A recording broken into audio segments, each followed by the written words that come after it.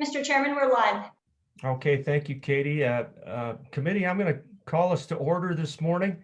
A couple of things to get us started. First of all, a tip of the Stetson to the co-chairman yesterday and to the committee. I thought it was a productive day, and as was our intent before we started these 2 days. I thought it was educational, and I think that's important for our committee going forward, that we turn over every rock we can and learn all we can about these topics. The leadership of the legislature has asked us to take these up, and so that's why we're trying to spend adequate time on these. I can't go on without at least mentioning the fact that it's hard to believe 19 years ago was when we had the big tragedy in New York and Flight 93 and all of those things. So hope we'll all keep that in our thoughts. That was a pretty rough day 19 years ago. Mr. Co-Chairman, any thoughts before we start day 2?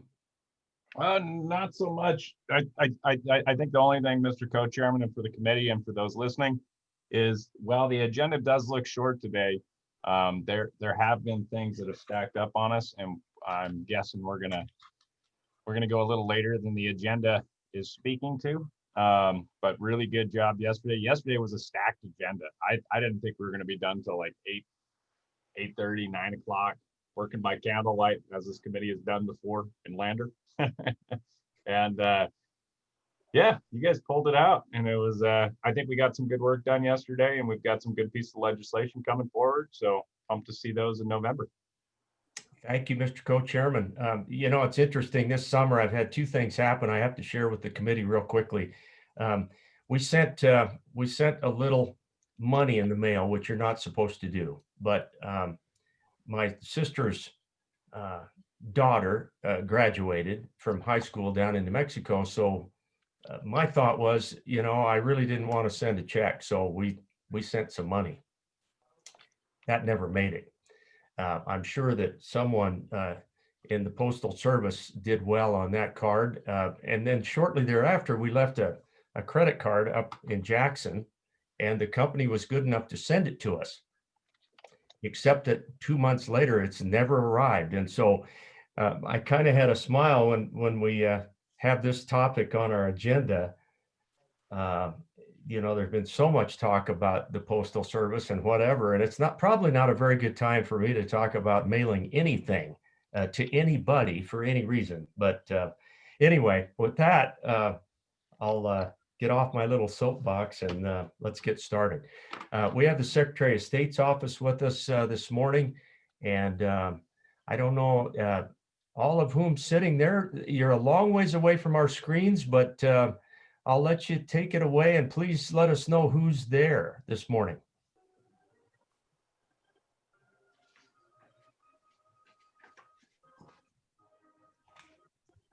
Good morning. Can you hear us at the Secretary of State's office? Hello, good morning, sir. I apologize. We didn't get our mic off mute. Can you hear me now? Okay, now we can hear you. Thank you. Wonderful. Good morning, everyone. Karen Wheeler, Deputy Secretary of State. And with me right now, I have Director Kelly James and Carissa Corsi. They are from our Compliance Division. They will be presenting and talking through your first bill. And throughout our time, I will be rotating our team in and out based on the various topics as they come forward. So with that, we'll be happy to move forward in whichever manner you wish.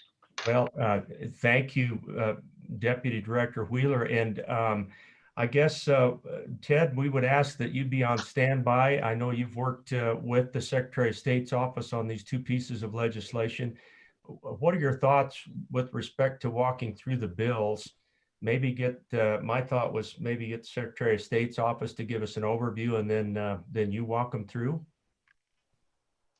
Mr. Chairman, however you'd like to proceed would be fine with me. I'm prepared to walk through 21 LSO 92, the business code revisions bill, if you'd like. I certainly would defer to the Secretary of State's office on that, as they have the expertise in this area. Okay, we'll ask you to just be on standby then, Ted, and we'll see how it goes. We'll get an overview from Deputy Director Wheeler and her crew. So take it away, Karen. Thank you. Thank you, Mr. Chairman. And I am going to turn it over to Director Janes. She and Carissa Corsi have worked, they've done yeoman's work on this bill. I will just say that. And so I will let them present it to you and answer any questions you have. And Senator Nethercott, we did just receive your email and I'm waiting for them to bring it in to me. Thank you. Good morning, Mr. Chairman. I'm Kelly Janes, the Compliance Division Director. Good morning. Thank you for being here this morning. Good morning, thank you. And I do believe that Mr. Hopkinson is actually going to walk you through the bill, but I would love to give an overview and some opening statements. So since our last meeting, we have been very busy working on notary revisions and meeting with interested parties and stakeholders. And I just want to list those stakeholders to you now and thank them for their time and their insight into all the notary law revisions. We have met with the Wyoming Business Alliance, the Wyoming Land and Title Association, Bankers Association, attorneys Mr. Scott Meyer and Mr. Lynn Carlman, the Wyoming Realtors Association, Wyoming Professional Court Reporters Association, the Association of Wyoming Independent Insurance Agents, and the County Clerks Association President Clerk Fritz, who passed on our information via email to the county clerks. We also solicited and received comments from the Wyoming State Bar. And we did receive a lot of information from our neighboring Secretary of State's office, especially the state of Montana and their notary division.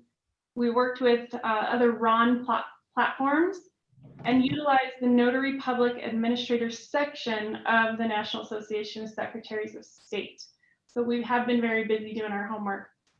From our stakeholders, we heard a lot about being less restrictive than other states. We heard a lot about how RON is expensive and it's not necessarily the way that people want to go. Utilizing additional technologies to perform a RON. And then we've learned throughout the summer about REN. So REN, we know RON is remote online notarization. REN is remote ink notarization. And this has become really important for your state planners, for others that want a tangible document. They want an ink signature on a tangible document. And the way that that looks is through an acknowledgement. So you would sign your will, you would send it to your attorney or your notary. You'd send it via mail or FedEx or however you want, a tangible document. Then that notary would set up a Zoom meeting or some sort of audio visual with you. You would confirm that you signed that document. They would make sure you did it knowingly and willingly, and then they would perform the acknowledgement. So it would be on a tangible paper. And so that's something that we've included in this bill draft as well. The commissioning process, that was a big deal for all of our stakeholders, that we don't want to go through 9 steps to become a notary. So that is something that we have streamlined, and we'll get into that here in a minute. The residents of a neighboring state becoming a Wyoming notary, that was a big deal, especially in the state of Idaho. We have a lot of residents of Idaho who work in Wyoming. And so we have included that in the bill draft, that if you live in a neighboring state, but you work in the state of Wyoming, you would be able to become a Wyoming notary. And the other way as well, the reciprocity with all of our bordering states, that as long as that state acknowledges our authority, you would be able to perform a notarial act in a neighboring state as well. The longer term, you'll see in the bill draft, we have gone from a 4-year notary term to a 6-year notary term. And that really just makes it easier for all interested parties, for us, for the notary, for the bond, for everything. Allowing fees for technology, that was a big issue, that if you're going to perform a RON, you can't, it's not cost effective, you're going to lose money. So we have allowed in this bill to be able to collect for that technology fee. we did put in here some language on rejections for authentications.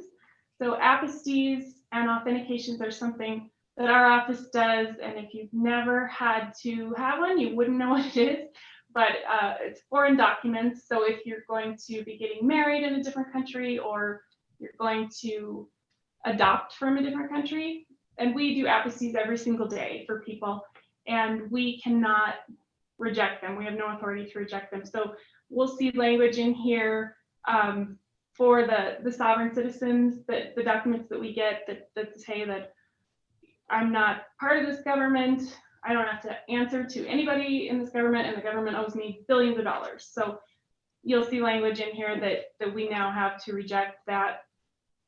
You'll see the Rolona language. There's a new requirement for a journal, and there's some long language around that. But every stakeholder we talked to, they were on board with the journal requirement. They were also, the conflict of interest is in there. The having your spouse notarize your signature, you'll see that. And the enforcement we talked about at the last meeting, that is all in there. The ability to deny, refuse, revoke, suspend, or condition, and the penalties, you'll see those in there as well. So what we've done with this bill is we took Rulona and we've rearranged it a little bit, because Rulona was designed so that you could either adopt it with RON or without RON. So you can take one section out of it and just completely adopt it without. Mr. Chairman?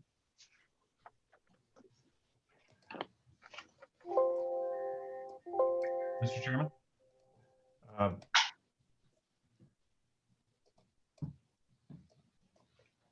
Thank you. Go ahead. Thanks, Mr. Chairman. Sorry, Mr. Chairman. No, I just wanted to request to the Secretary of State's office to not call it Wyrona anymore or whatever, because God, that sounds like Corona. And it just, we gotta come up with a new acronym.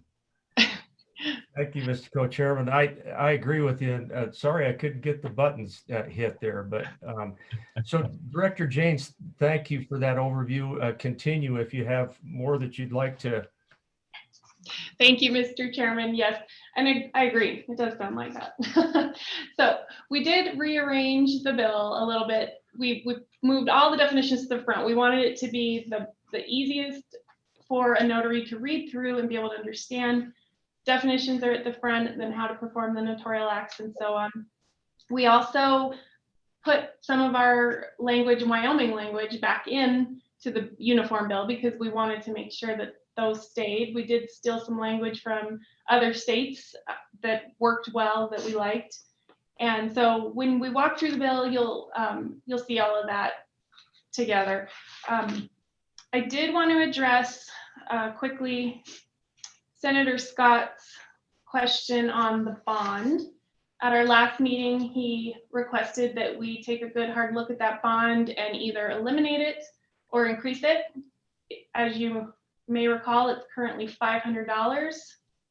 So what we did our research. We found out that 19 states don't have a bond at all.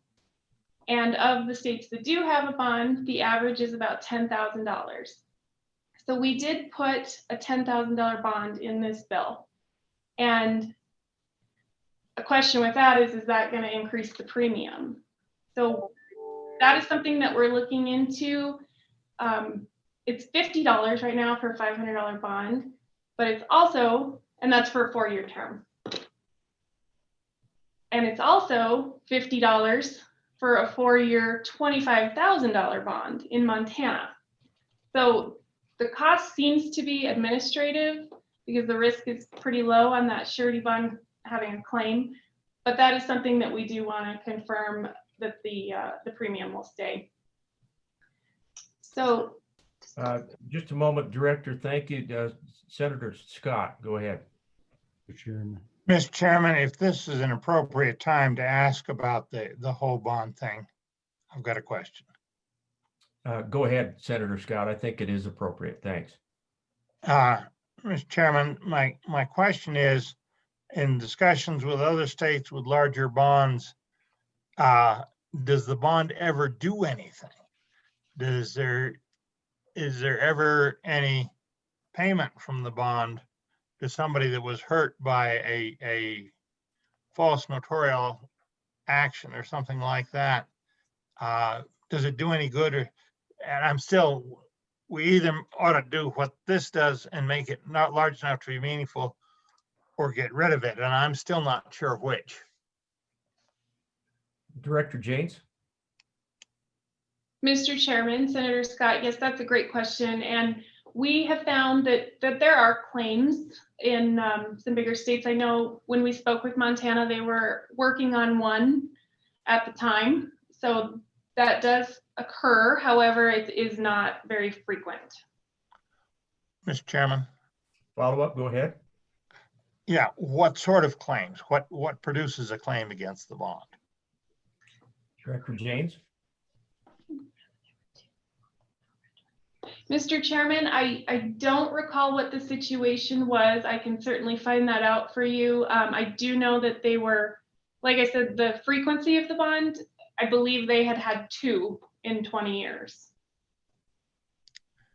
Okay, anything else, Senator Scott? Yeah, Mr. Chairman, my internet froze up on me, and I could not hear the answer at all. Director Janes, would you mind just repeating that for us? Thank you. Of course, Mr. Chairman.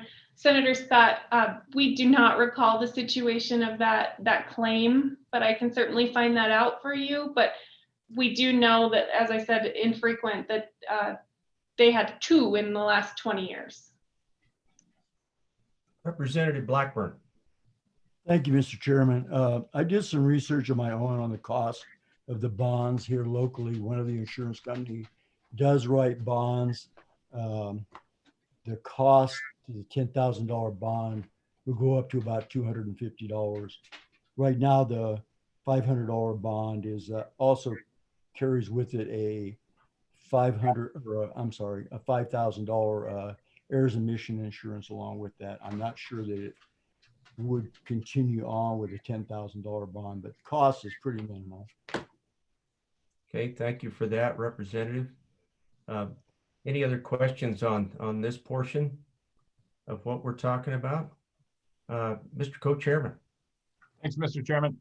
In regards to issues that have arisen in regards to someone utilizing the bond that the notaries hold, has there ever been an issue in the state of Wyoming where it's been used, and what would it, if so, what were the reasons for going after it? Director Janes. Mr. Chairman and Mr. Co-Chair, we could not find any issues of a claim being filed on a $500 bond. We did a little digging and we could not find one. And to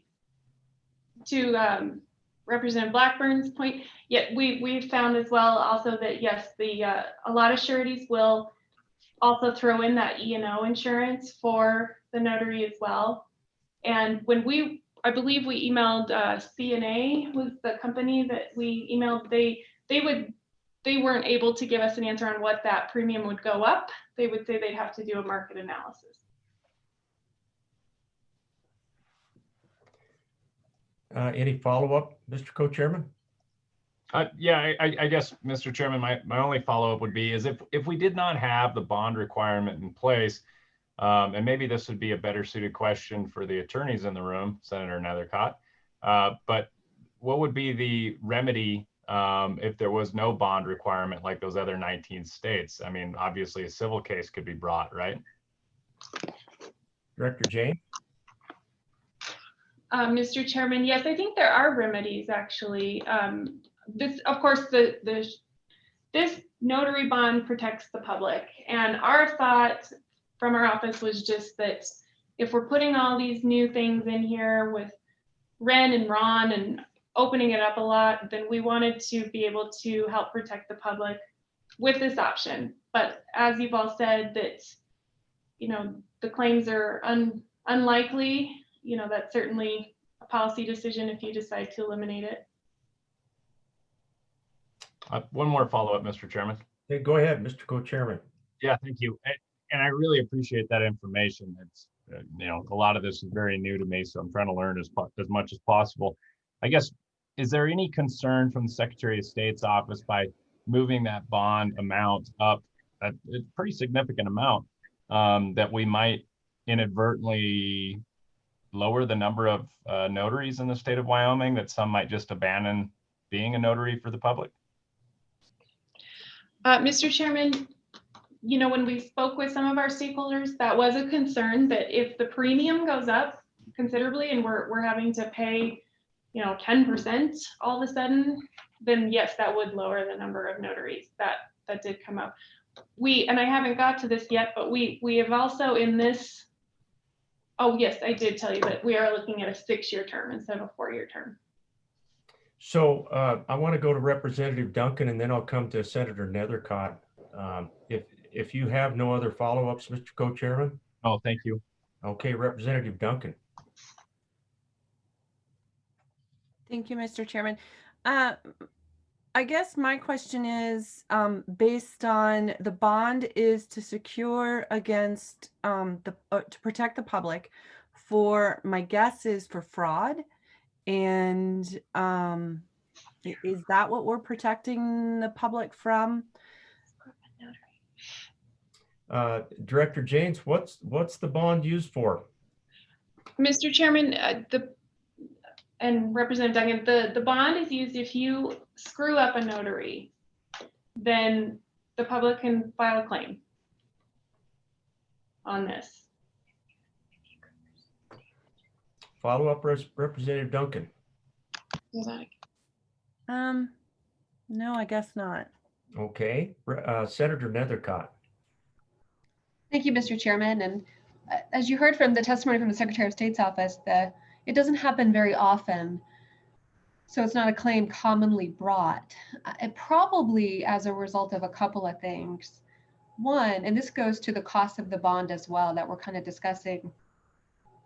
Most notaries work for an entity. You know, for example, my law firm, I have 4 of them. We pay their bond, right? We pay for that insurance because we find it a benefit for us, right? And so I think most notaries in the state, it's not an occupation in and of itself where you can make a living off of. Most notaries don't charge a fee, and if there is a fee, it's very nominal. And so it's a service really for the businesses that require the use of a notary.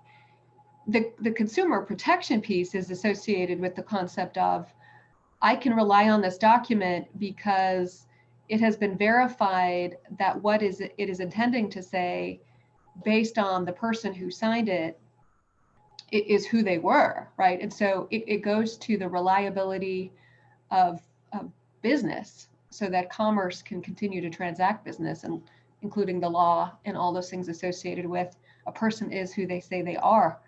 And a notary is the one who identifies that. So if a notary fails to accurately verify that the person is who they say they are, and someone else relies on that the notary did that duty and they actually didn't, then rather than having to sue the notary, which is likely some, probably a woman who is working for an entity, who was just trying to do her job for $2 for the business benefited from, getting sued for that failure, or the business getting sued for that failure, they can instead file a claim against the bond.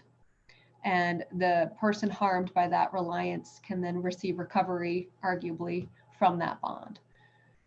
So as you can imagine, anyone who's seeking recovery for a damage associated with that potential violation, it probably is going to be more than $500 for there to take any particular interest in it. Thus probably resulting in why the other states have increased their amounts to $10,000, so that the notary, who's just this gal working in an office somewhere, isn't exposing herself personally or the business personally to damages above $500. That's my thought. So Senator, that's helpful. Thank you. And like a couple others on the committee, I'll rely on those of you in businesses like Representative Duncan and you to help us understand if we think we're going to lose notaries because of any of this bill. Representative Duncan. Thank you, Mr. Chairman. Yeah, just to elaborate on Senator Nethercott. I personally am a notary. I've been one since 2005. I don't even think twice about the bond. It's just the cost of doing business. I have people from all over that come in and ask me to notarize a title for, usually for a car, or notarize a document for any number of things that they just need me to verify they are who they are. It's very rarely has to do with real estate. It's always having to do with someone sold a car for something, or it's because usually their attorney, if it has anything to do with trust or something like that, the attorney's office has their own notary. It's almost always on a weekend that someone has bought a trailer, motorcycle or something, and they know that I'm a notary and they call me up. So it's very rarely that you have that it's gonna, the bond's not gonna affect, I can't even imagine that the bond's gonna affect anybody. I also am trying to wrap my brain around filing a claim against a bond, because the only time I'm trying to think about why anyone would file something against because if I've ever made a mistake on a notarization, we just correct it. I can't even think of, on all the years, of an issue where this would even come up. So I know in a bigger city, I know in a bigger problem, maybe, but we've always had the opportunity to fix something if I've notarized in the wrong spot. So I'm really struggling with the necessity of it. I'm sure there's a problem in some places, but I just can't, off the top of my head, I can't think of a reason why it's ever come up to have to file a claim against the bond. But that's just my 2 cents. Thank you, Representative. Senator Scott. Mr. Chairman, I tell you where I was going on this was to think that we'd be better off without the bond. But, Mr. Chairman, I'm not sure I understood Senator Nethercott's response to the whole question. It almost sounded to me like, well, maybe there was a purpose for the bond, because if the injury was, say, somebody stole a used car with a signature that wasn't properly verified, you'd be in the range where there'd be significant damage done to whoever sold them the car.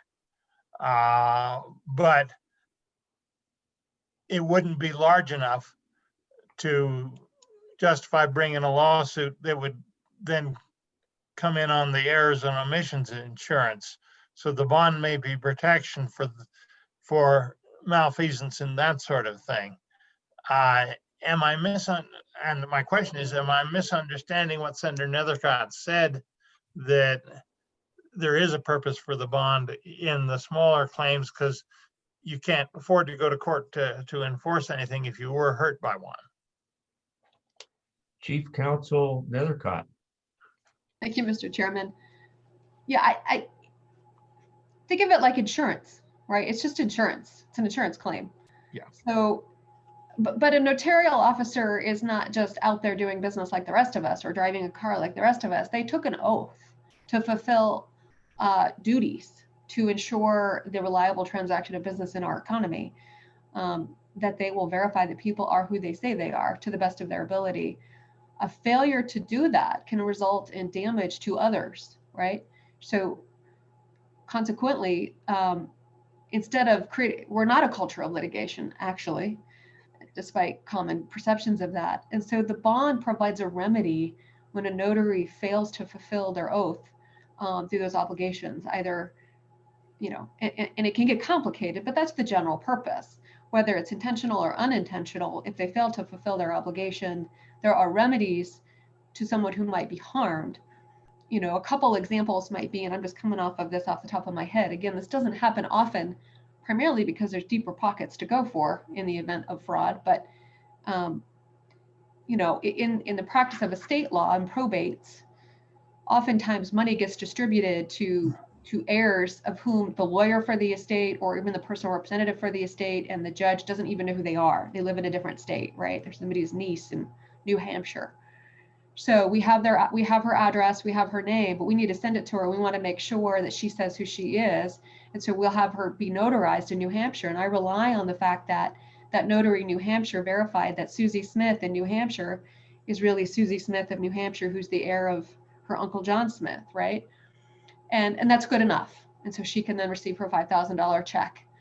But if she wasn't, right, and that notary didn't fulfill that obligation, and the real Susie Smith says, hey, I didn't get my $5,000, check, a claim arguably could be filed against a notarial bond. So that's just a quick example. I'm sure there's lots of problems with it, and the lawyers out there are cringing, and everyone is, but that's kind of conceptually how that can look. Thank you, Senator Nethercott. Senator Scott, follow up. Yeah, Mr. Chairman, follow up. Would most notaries be covered by errors and omissions insurance through their business, and that be a superior route, and we could get rid of the bond to take care of that problem? I'm seeing heads shaking no, but Senator Nethercott, do you want to handle that one? Mr. Chairman, if I may, generally speaking, certainly that's an option and a protection for businesses to have. It's going to depend on the insurance coverage agreement. As we know, insurance companies are typically in the business of denying claims and denying coverage.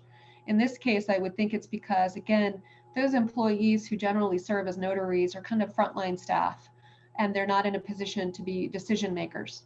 And it's kind of this unique position of notaries where they have this oath, right, to fulfill that they're verifying the people are who they say they are. But generally in the business of which they're occupied, they are being told what to do. And so they're not officers or directors or any other type of position of coverage for the insurance company. However, if the person who was damaged by the notary's harm chose to sue the business entity, right, then perhaps that coverage would then trigger. But you're in this scenario where you're fighting with your insurance coverage for whether or not they'll provide it for the actions of your secretary. Okay, further questions before we go back to Director Janes? Mr. Co-Chairman. Thank you, Mr. Chairman. And I appreciate the explanation of going down this line. It's just, I'm kind of leaning towards where Senator Scott's at, because, I think first of all, we should all be very cognizant of the fact that notaries, large in part, are kind of a little bit of an older, antiquated type of way of doing business. We're taking that with this legislation and making it more of a round hole for the round peg to try and fit it into 2020. But the reality is we don't, at the same time, I don't think we want to, while we're expanding the opportunities to do business, we don't want to, I guess the concern for me is, I don't know if Senator Scott shares this, the concern for me, if we're going to expand this opportunity to do business, do we want to also put a little bit higher of a barrier to get into that? And now, granted, if it was up to me, I would just get rid of notaries wholesale and just be done with it. But Senator Scott, he's not ready for that one yet. So, but anyways, I think that's my concern with the bond amount of going up to 10,000. Senator Scott.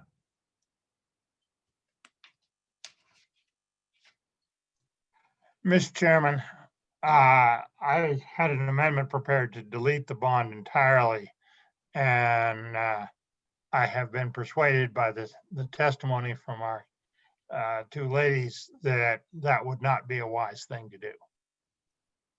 So I will not offer that amendment. Thank you for the heads up on that, Senator Scott. Representative Clem. Thank you, Mr. Chairman. I understand how the bond can be a protection, particularly for the notary. I see it more as a protection for the notary than more so than the public.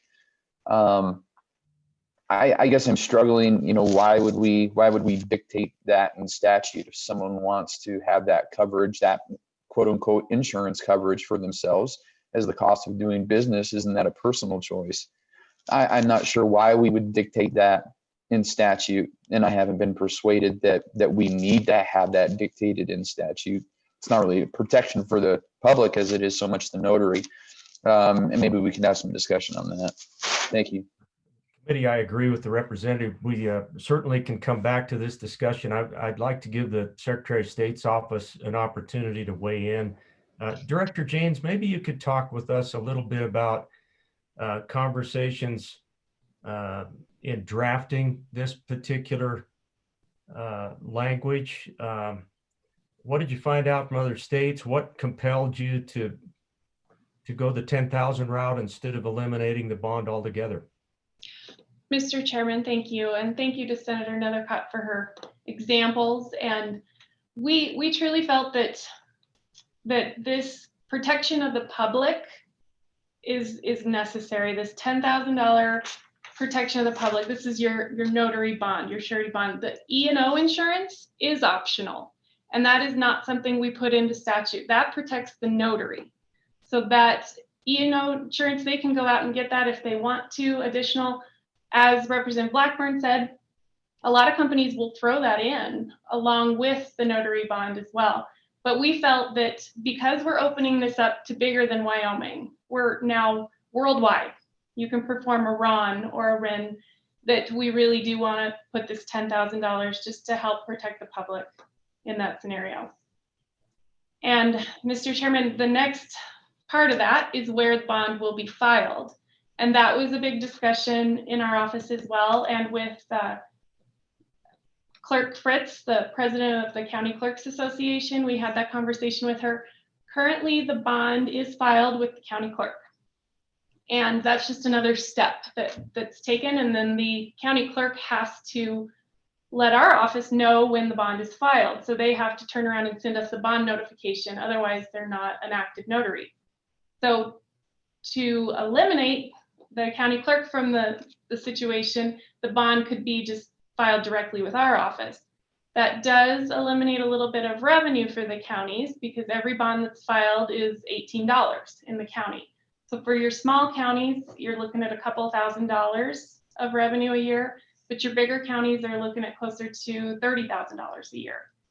And we got a little bit, the consensus really was that the county clerks, they don't necessarily mind getting rid of the bond requirement. It's a lot of work for them. I don't believe it was 100%. I think there were a few counties that still wanted to have that, and not necessarily as much for the revenue, but just to be able to provide that service to the notaries. But that is our recommendation at this time, is to have the bond filed with our office. And then it's just one less step. The notary would file the application and bond. We would be able to process it, give them a certificate. And we would not have a recording fee with that. We would not collect the $18. Okay, Representative Duncan, you've got a question. Yes, thank you, Mr. Chairman. This is a question for Secretary of State. If we did the direct filing with the Secretary of State, that would change the turnaround time, wouldn't it? Because there's quite a time lag between the Secretary of State receiving that and the county receiving that. Because if I remember right, there's quite a few weeks, almost to over a month between the time frame between the between that filing. Is that correct? Go ahead, Director. Mr. Chairman, Representative Duncan, that's absolutely correct. Currently, the statute says you have 60 days to file your bond with the clerk's office. So it can take up to a couple months before you become an active notary. But yes, we are anticipating that we would be able to do it within a day or two. Okay, follow up. So Director James, please continue. Appreciate this overview and all your thoughts leading up to, and I didn't mean to overlook Mr. Hopkinson. I understand he will walk us through the bill here in a little bit, but anxious to get any other thoughts you have with the bill and process. Mr. Chairman, thank you. Yes, and I see Senator Case, we did want to follow up with the court reporter issue that he asked a question about at the last meeting. We did speak with the Wyoming Professional Court Reporters Association, And we found out that Wyoming is not a licensed state, so there is no licensing board for court reporters, but there are 26 of them that are officially appointed court reporters, and others are freelance. They are not notarial officers, but the ones, when we spoke to them, they did not feel that it was an issue. They felt like they could just become a notary public if they wanted to be able to perform that oath. But others said, if I'm not a notary, then I would just use the paralegal or whoever's in the office that is a notary to swear them in. And then I would perform the deposition and have that notarial act attached to the end of the deposition. So that was kind of the answer we got there.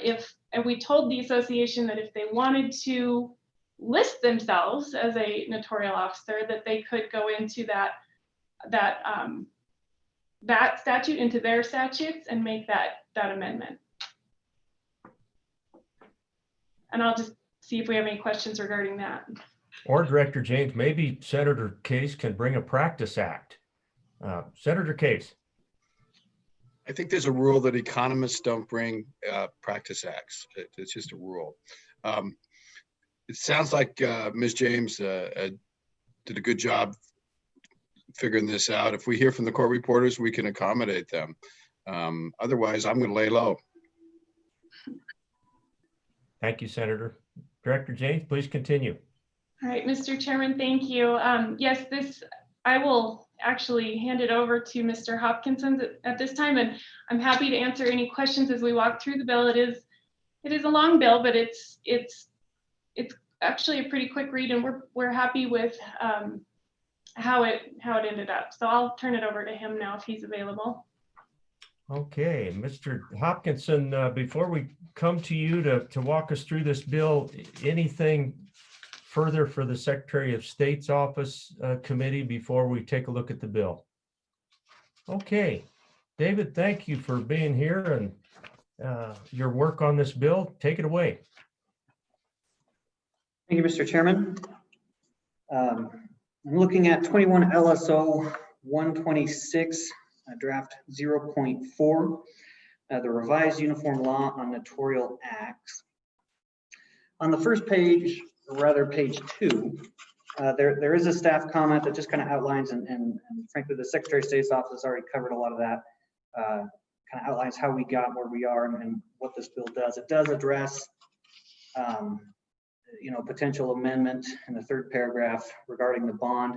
So however the committee decides to proceed with that, we are prepared either way. This bill draft, it essentially repeals the existing notary statutes in Title 32 and Title 34 and recreates them in one new chapter in Title 32. It creates 31 sections, and I'll just kind of go through those and give an overview of what those are. In 101 is just simply the short title there. 102 provides the definitions, and as was mentioned, it's kind of all the definitions are brought into this section.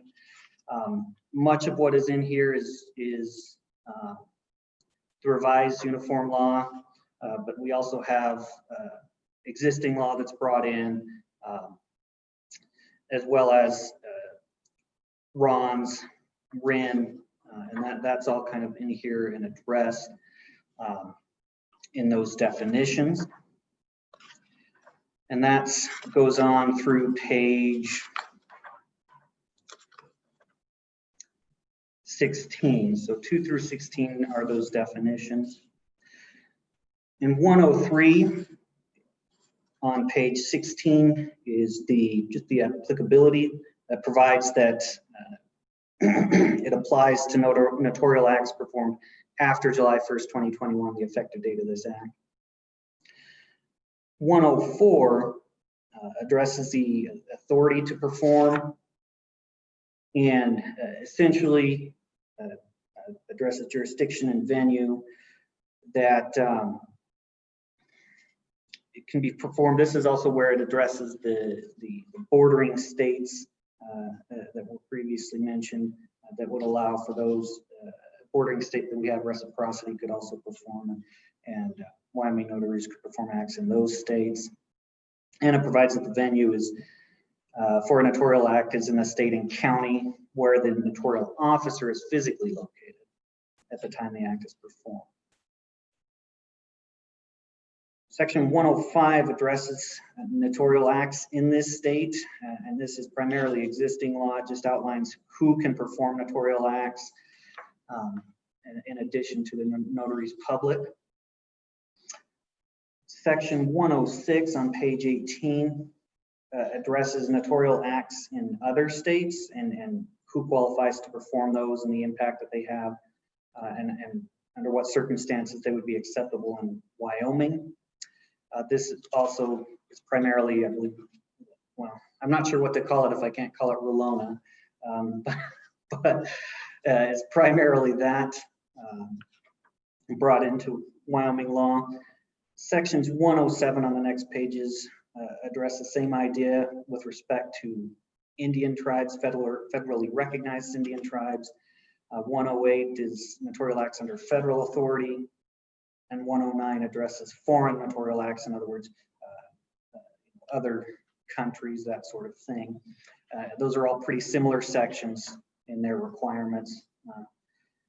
And essentially, if a notarial officer in those states performs the notarial act pursuant to those states' laws, generally speaking, it's going to be acceptable in Wyoming. Section 110 on page 24, it provides for that certificate of authentication that Director James mentioned. This is somewhat existing, somewhat new law that allows the Secretary of State to refuse to certify an apostille or provide that certificate under the circumstances outlined in paragraph or subsection D on page 25. So that ability to refuse is something new in Wyoming law. The next page 26, section 111, provides the requirements that a notarial officer must do to complete the notarial act. They're fairly similar, generally speaking. They would have to have satisfactory evidence of the identity of the principal or witness prior to performing the notarial act.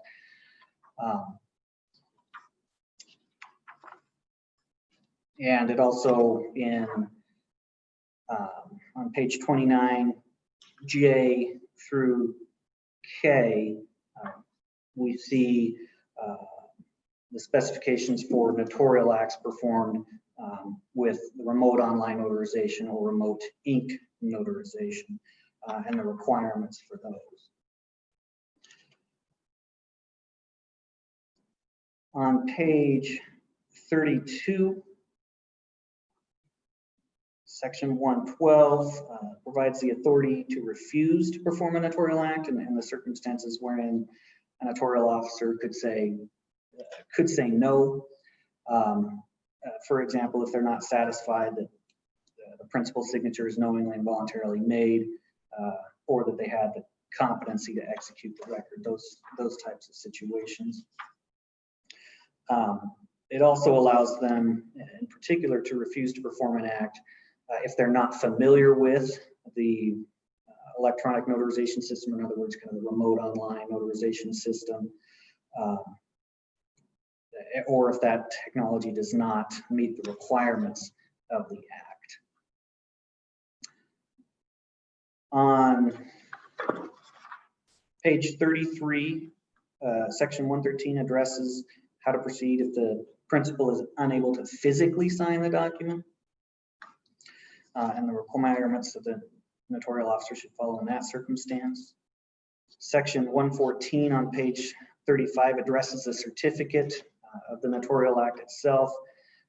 It provides what goes in that certificate, and there are some slight changes to existing law with respect to the certificate itself. The short form of the certificate is addressed on page 39, section 115. And this is Comes from existing law with a few minor changes, conforming changes. On page 44, section 116 addresses the official signature and stamp.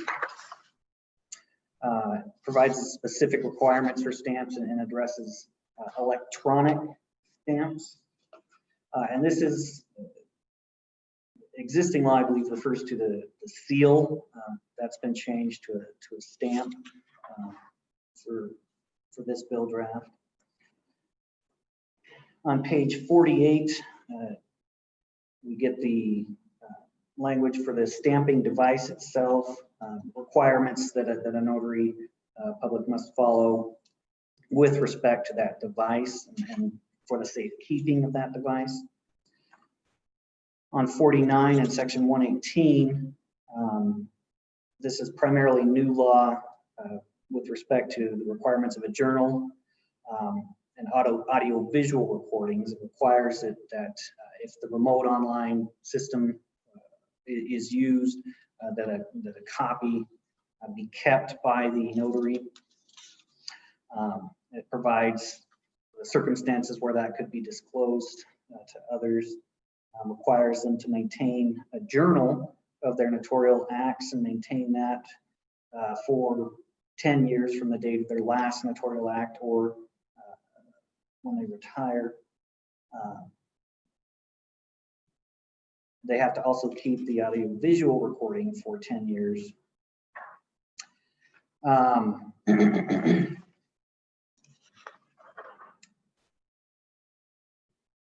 Section 119 on page 55 just addresses that a recorder can accept a tangible copy of an electronic record if the notarial officer has certified that it is an accurate copy of the electronic record. Section 120 addresses notary public commissions and renewals and their qualifications. This outlines, and much of this is existing law, but it outlines the requirements for a notary, what it takes to become a notary, some new requirements there that you would see is there is an exam requirement as well as educational requirements that can be set by rule of the Secretary of State's office. And so a notary would be required to comply with those in addition to the other requirements. It requires a $60 filing fee. It does require that $10,000 bond that's been discussed. It does change the term from 4 to 6 years. And it requires that if an individual or a notarial officer intends to use a remote online system, that they notify the Secretary of State of that and notify them of which system they intend to use. Section 121 on page 60, again, provides somewhat more for the examination and education of notary publics. Provides that for a new commissions filed after July 1st, 2021, or upon renewal, that they would have to comply with the examination and education requirements as set by rule of the Secretary of State. And it allows the Secretary of State to set reasonable fees for providing or for writing that exam and education. Section 122 provides grounds to deny, and this is new law as well. It provides grounds to deny, refuse to renew, revoke, suspend, or otherwise condition the commission of a notary public. It requires if an individual notary has committed some act or been convicted, that they notify the Secretary of State's office if the act is a felony or otherwise exhibits fraudulent types of behavior. It allows the Secretary of State to provide rules for readmission if they have denied or revoked someone, and it allows for administrative review of that denial, revocation, suspension, etc. Section 123 lists out some prohibited acts for notarial officers. It outlines what they can't do. It does create 3 new felonies, each of which would be a 2-year maximum with a $2,000 fine. And you'll see those in subsection B on page 67, subsection C on page 67, and then subsection K on page 70. It also specifies certain things that having a commission does not allow a notarial officer to do, such as take actions that you would have to be an attorney to do, things of that nature. Section 125 provides, excuse me, I think I missed 124. Section 124 just provides that if a notarial officer doesn't perform the requirements exactly as specified, it does not automatically invalidate a notarial act. Section 125 provides rulemaking authority to the Secretary of State's office to promulgate reasonable rules and regulations for this act. Section 126 provides for fees. It allows that notarial, they can charge no more than $10, which I believe is an increase from $5. They are allowed to charge a fee for the, if they are performing the remote online notarization system, they are allowed to pass along that cost of the remote online notarization system, but not anything in addition to that cost. And they can also charge a travel fee, and all of those would have to be agreed upon in advance of performing the notarial act. And certain fees, there's provisions in there that certain fees are non-refundable after, even prior to the act, or under what circumstances those fees would not be refundable to an individual. But it gives discretion to the notary to decide whether or not they're going to refund those under those certain circumstances. Section 127 provides for a name change of a notary public. They must notify the Secretary of State within 30 days, and provides for filing fees and changes on that. Section 128, and we're over on page 75, provides the Notary Public Commission is in effect, that it's in effect until expiration, and that essentially a notary public in performing notarial acts after the effective date of the act shall comply with this act. Section 129 is a savings clause there. It provides that this act does not affect the validity of a notarial act performed before July 1st, 2021. Section 130 is just addresses the uniformity of the uniform law and provides that in applying and construing the act, that consideration will be given to the uniform law. Section 131 is simply, this comes from Rulona and provides in relation to the Electronic Signatures in Global and National Commerce Act, how this act would impact that act. Section 2 of the bill provides conforming amendments to existing Wyoming law. Section 3 on page 79 just repeals the existing law on notarial, notaries public and notarial acts that we see in Title 32 and 34. Section 4 on page 80 provides that the Secretary of State shall promulgate rules necessary to administer the act. Section 5 provides for a split effective date, allowing the Secretary of State time to promulgate those rules. With that, I realize that's kind of a high-level overview, so I would certainly stand for any questions that you may have. Questions committee. Co-chairman. Thank you, Mr. Chairman. In regards to the new felonies created on page 67, I think in one other spot, maybe I might be missing it. those never existed before? There was no other penalty before? Or was it a misdemeanor or? Those are new, those aren't in existing law, those are new crimes as created in each of those subsections. There is, and would still be a misdemeanor crime in existing law. And that is found, so the existing law provides that in 65114 is a misdemeanor if a notarial officer signs and affixes to a certificate of acknowledgement when the party executing the instrument has not first acknowledged the execution of the instrument. And actually, there's going to need to be some conforming amendments to that statute, but there is one existing misdemeanor. But this law would create those 3 new felonies that we see on page 67 and on page 70. Follow up, Mr. Co-Chairman. No, just preparing an amendment. Thank you, Mr. Chairman. Okay, Senator Scott. Mr. Chairman, following up on that, a question as to, and I don't know whether it's really for the Secretary of State's office or for Mr.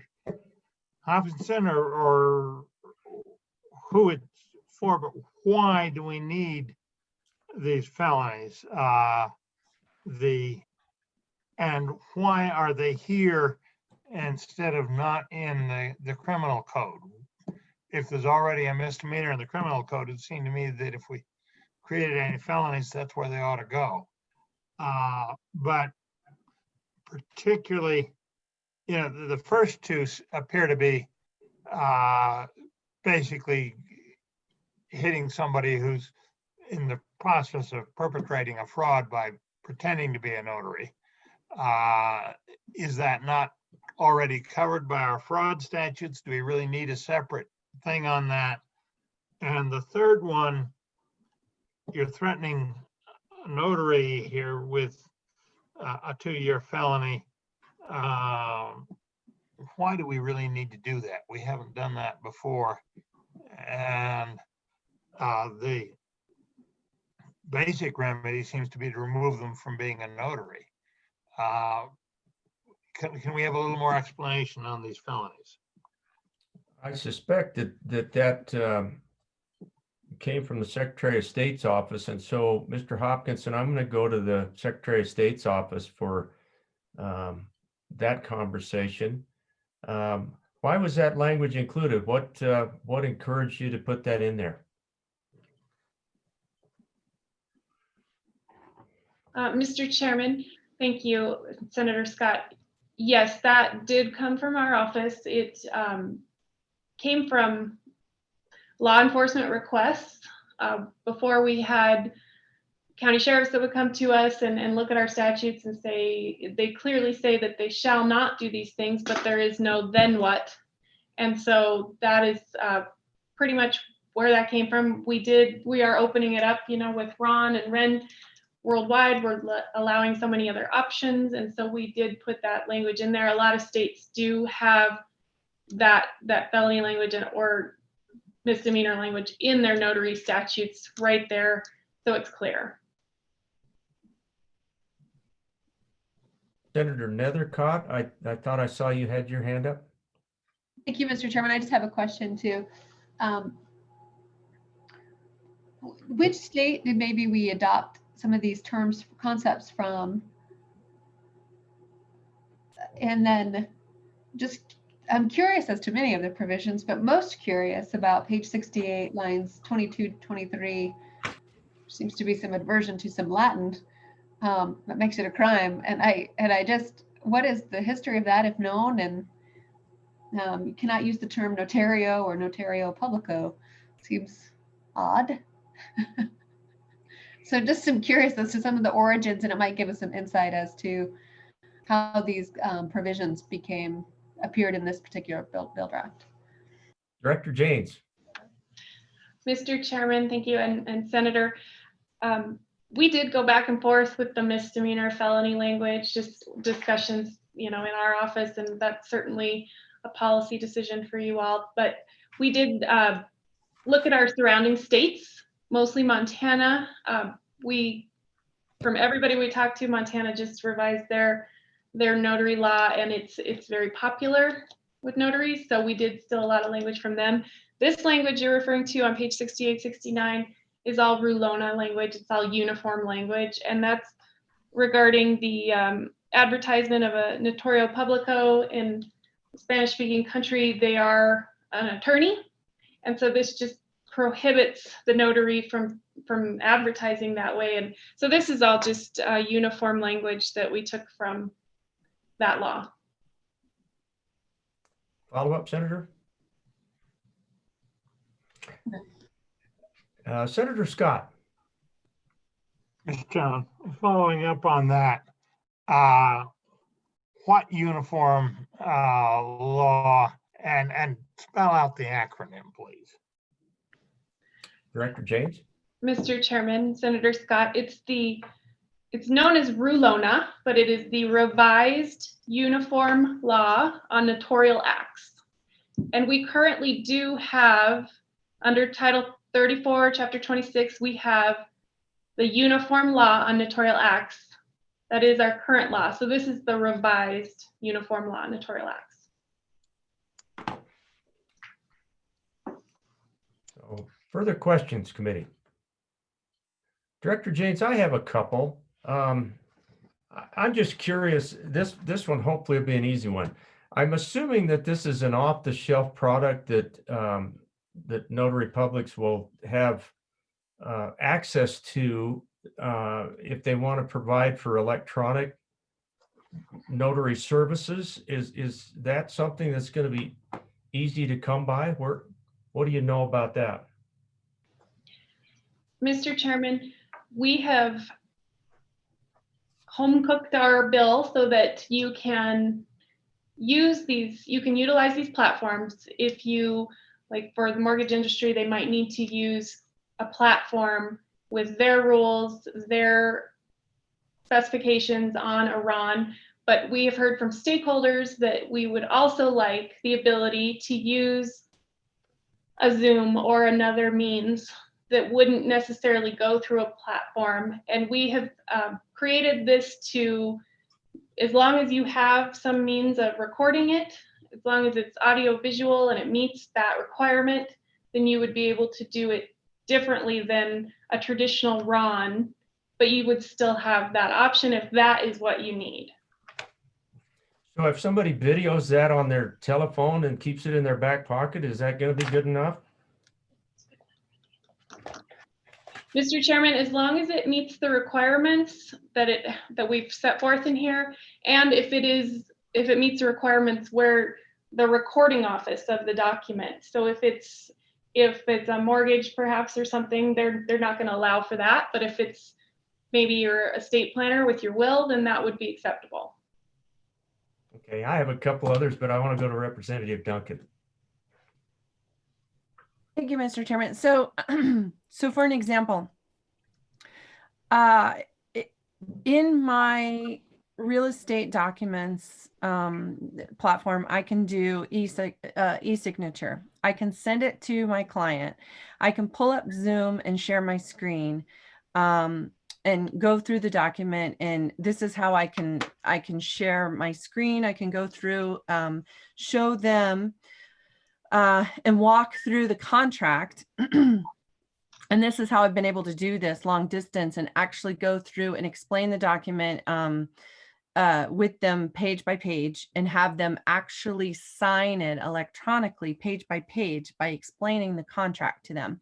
When I get down to the bottom and want to notarize, can they electronically sign by us this way? And then I can then print it off and notarize their signature? Director James? Mr. Chairman, Representative Duncan, I think so. I'm sorry I missed part of your question, but I think that it's, if you are performing a remote online notarization, if you wanted to attach your, like upload your stamp and attach that to the electronic document, you could do that. You would still have all the requirements that we've set forth. You'd have to verify their identity and all those things to perform the notarial act. Well, Follow up? please. Thank you, Mr. Chairman. So I'm going through like we are right now on Zoom. I'm sharing the screen where they're going through, I'm explaining the contract. They go through, I verify that they are who they are. They electronically sign from their side, and then I can notarize their signature. That's verifying that they are who they are. So I'm okay because I don't have to use an actual software platform, but I can use Zoom and my real estate software to be able to do that. Correct? Because I have the capability of uploading an electronic signature platform through my real estate software. So that's acceptable, correct? Director? Yes, the answer is yes. That's what we're trying to allow for here. Thank you. Okay, thank you for that. Director James, can you help me with a certificate of authentication? I was a little confused about that. Sorry, I'm riding a slower horse. Mr. Chairman, absolutely. So that is those foreign documents that I mentioned earlier. So what we do is we'll get a, somebody wants to get married in a different country. So we will get documentations that we have to authenticate and then send to that foreign country.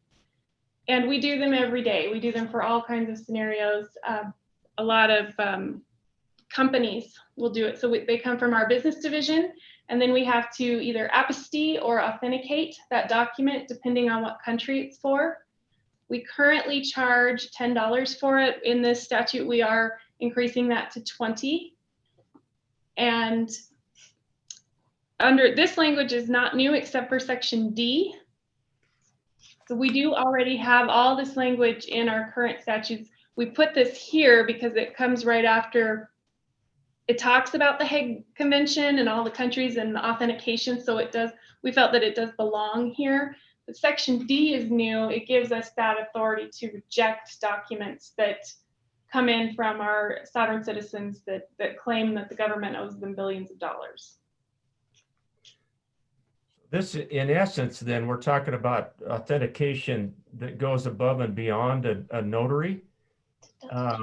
It's sort of a double authentication of something. Mr. Chairman, yes, we authenticate the document by checking to see if the notary is active, if the document was notarized. If it comes from vital records, we authenticate it to just say that, yes, this is an original copy of a vital record. Okay, thank you for that. And then just real quickly, I was curious about the language that allows for a notary to refuse to perform services. I was just curious why we have to put in law the ability of a notary to say, I don't think I want to notarize this. I'm sure there's some legal precedent there, or, but what can you tell me about that? Mr. Chairman, yes, I believe that is uniform language again, but it does just give the notary the ability to, like, if they're being asked to perform a RON on a platform that they don't understand or they're not comfortable with, or if, I know one of the language says that if they're not competent, which we're saying here that this is not a legal determination. The notary is not saying that they're not competent, but they are saying that in this moment, you are not completely sober. So I don't feel that you can sign this right now. And so they would have the ability to refuse. Okay, Senator Scott. Mr. Chairman, following up on that, my understanding of this bill was that we weren't requiring notaries to do any of these remote acts, it's available, but they don't have to. Is this the provision that does that? Director James? Mr. Chairman, that is correct that you will always be able to perform a traditional notary. These online options, the RIN and RON, are just options for a notary. The refusal, however, pertains to all notarial acts. So, Mr. Chairman, Go ahead, Senator Scott. let me see if I understand this. We're giving the notary clear authority to refuse to perform any notarial act. And that's essentially a final. You got to go, if you need that done, you need to go somewhere else if this one won't do it. Is that correct? But we're also saying you can be a notary without maintaining any capability to do the remote things. Is that correct? Director James? Mr. Chairman, yes. Senator Scott, yes, that's correct. Okay, thank you, Director. Committee, is there anything else for the Secretary of State or for Mr. Hopkinson before we go to public comment on this bill? Senator Scott. Mr. Chairman, and I'm really looking forward to the session if presuming we introduce this and then have to defend it on the floor.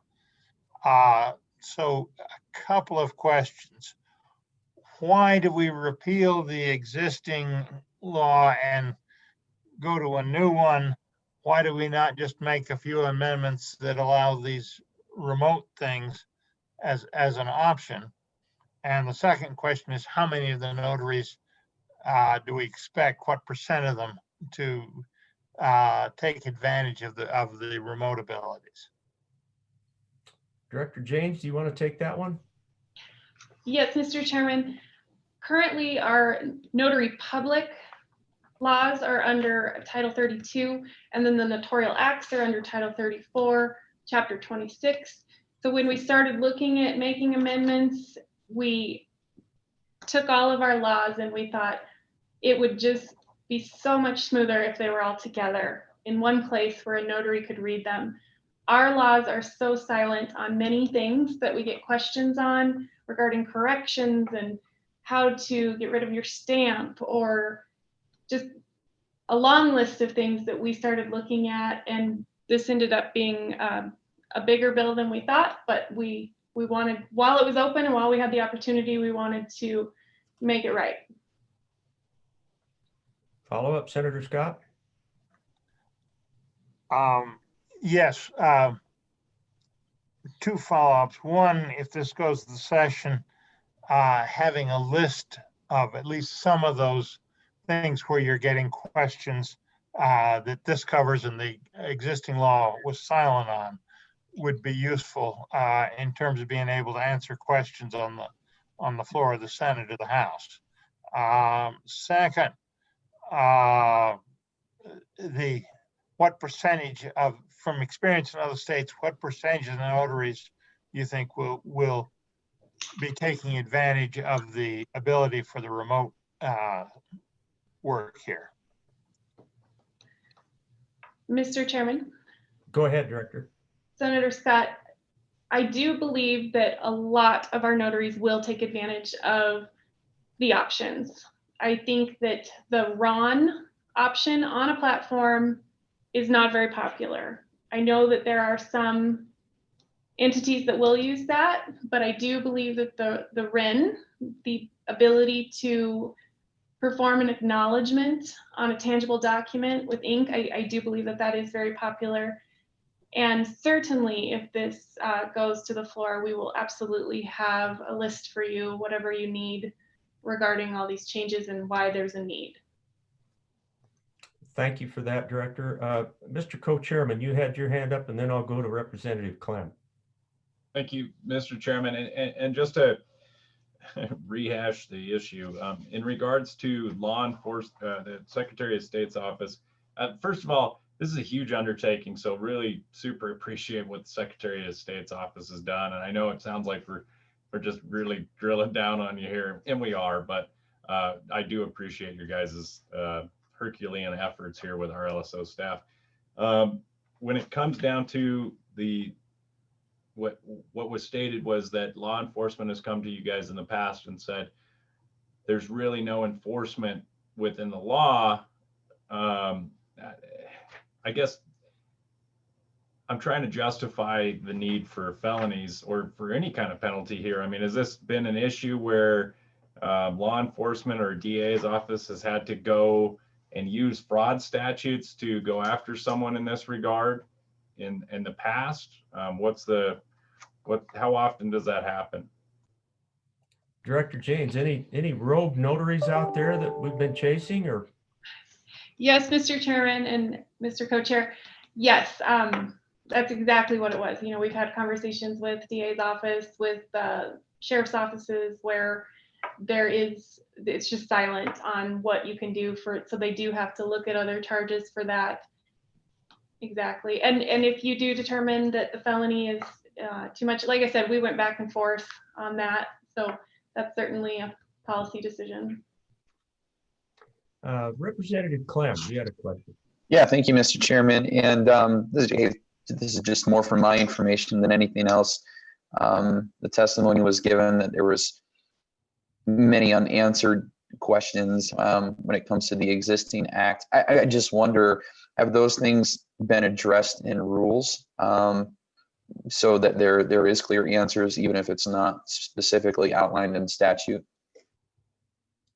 Director James? Mr. Chairman, Representative Clem, we currently don't have rule writing authority in our notarial act, so that's why that is included now in here. And if we would, we certainly would be able to address some of those things, but that is why we asked for that in this act. Good question, Representative. Any other questions, committee? We are at the 10 o'clock hour, and what I'm going to do is take a break until 5 minutes after 10 and come back to public comment on working draft 126.4. So we'll be back at 5 minutes after. If you'd like to turn off your video and mute your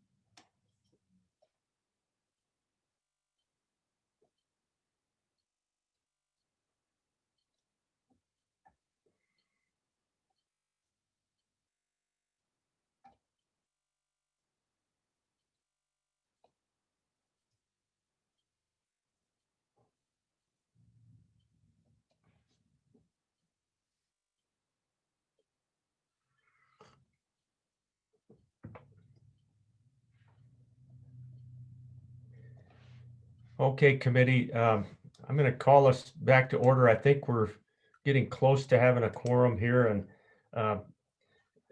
to the Secretary of State's office, I appreciate the Deputy Secretary, Ms. James, Mr. Corsi. Thanks for being here this morning. I know we have more to come after this bill, but we may have questions as we go along. So thank you for staying with us. And Katie, I'm going to ask if you could begin to allow folks into the room so that we can take public comment on LSO 126, excuse me.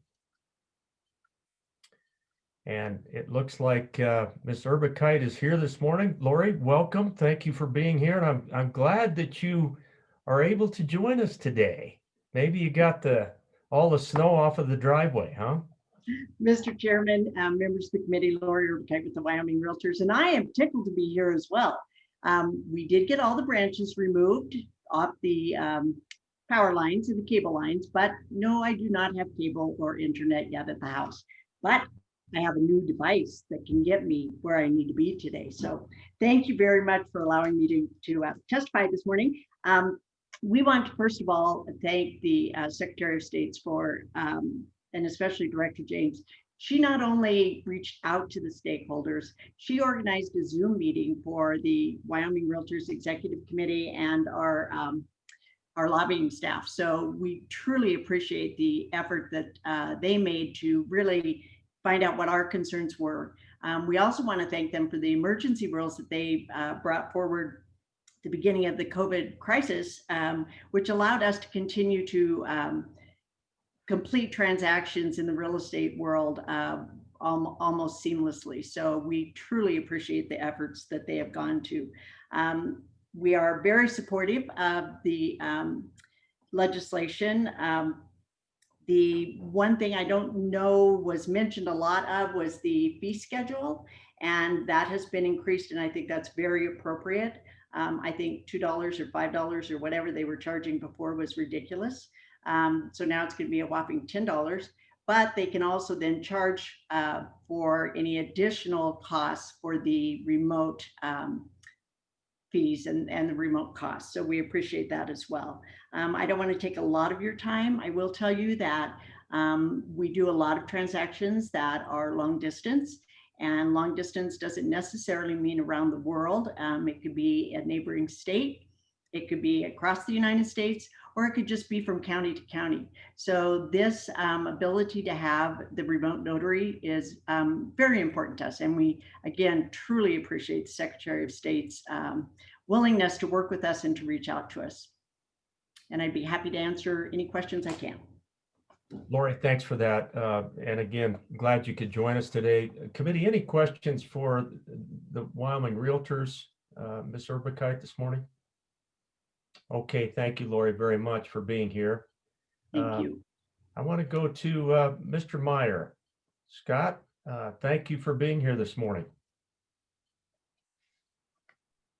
Mr. Chairman, members of the committee, thank you very much for your time. I will echo Ms. Urbikite's comments. I think that the work that the Secretary of State has done is just extraordinary, and I think it's just a very well done document. And a bill that I think that will lend itself a great deal to Wyoming and our ability to do things. I will tell you that I'm testifying on behalf of myself as an attorney with offices in Cheyenne and Lander, and I will testify on behalf of the Wyoming Bankers Association with comments just regarding the bill in general. And a couple of things in there.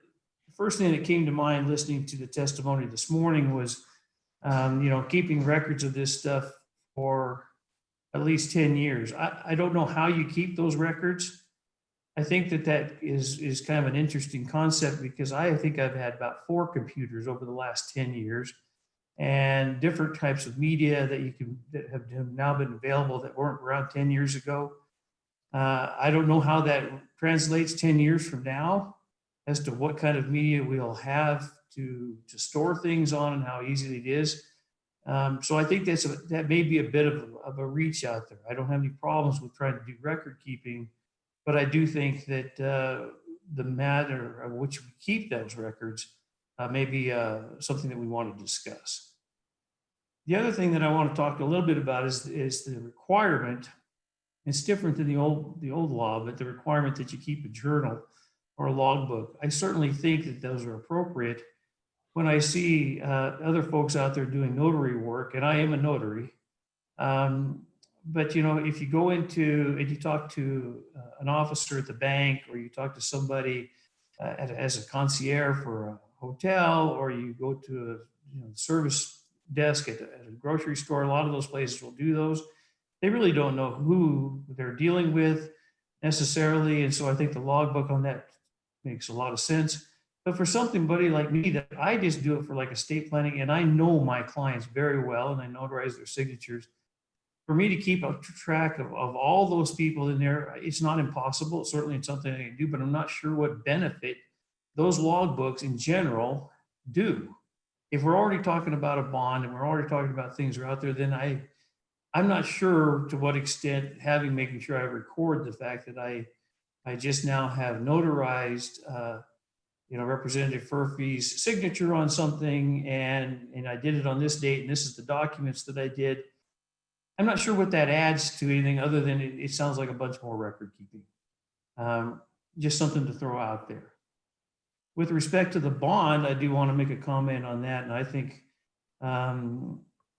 Senator Scott had made a very wise observation on this as to, is the bond something that should be eliminated or it should be increased? I would have a tendency to agree with Representative Clem, and that is that I think that a lot of that bond, I'm not so sure is for the public's benefit isn't so much as it is for the notary. That bond is something that they can collect on. I understand that, I get that, but again, I have not heard of any place that anybody, at least in Wyoming, that has been tried to collect on a bond. I don't know that any notaries are out there doing anything kind of shady. And I look at it and say it's just another, I guess, another bump in the road, another cost of doing business, which, if it's $250, it's $250, but it's just one more cost that gets added in there. And I'm not sure it really provides the benefit that we were looking for. It's just an outside thought. One of the things that I had noticed on there that we talked about, and I think it's under 109, they talk about foreign entities. I want to be very careful about that language in there, because when we talk about business applications and we talk about LLCs and corporations, what is a foreign entity? Well, it's anybody outside of Wyoming. But I think the comment that was made was that, well, this deals with foreign countries or whatever. Well, I would be very careful when I specify that or define it, because I think a foreign probably ought to match the same thing that's with their business statutes. I think that at that point in time, a foreign entity would be any place, or a foreign notarization act or whatever, but anything outside of Wyoming. And I want to make sure that that kind of stays kind of consistent throughout all of the statutes. And then comes the issue on the criminal stuff. That really was a surprise to me when I read it. And I have a feeling that what we're trying to do is deal with an issue with a sledgehammer, where maybe a scalpel will work just fine. There probably are instances when law enforcement does need to have access to information, but I don't know why a felony type this thing makes the crime. It seems like the punishment is way higher than is ever necessary, unless somebody can describe for me how this comes to a felony type of offense that it justifies this kind of a punishment. So I'm definitely opposed to that part of it. And then finally, I think that what I want to make sure of is that people who are notaries right now that do it and that have no intention of doing remote notaries, or either the RONs or the RINs or what have you, that we can still continue to do things. We may have to make sure that we follow the rules that are on here. That the cleanup on some of this stuff is welcomed. I think it is necessary. I think that some of that stuff has been long overdue. But for somebody like me that plans on just notarizing wills and trust documents and deeds and what have you in my law office, I want to be able to continue to do that. And I don't see that. there's a great, big, huge desire for a lot of people to do this. I can't speak for the real estate agents. I can't speak for anybody else, but I can tell you that there are attorneys that definitely would like to make sure that they can do remote notarizations, whether it's because of people that are in a nursing home or what have you. But I don't see this overwhelming need to think that everybody's going to be all of a sudden doing remote notarizations, because I just simply don't think that's the case. And with that, Mr. Chairman, I'd certainly stand for any questions. Mr. Meyer, thank you.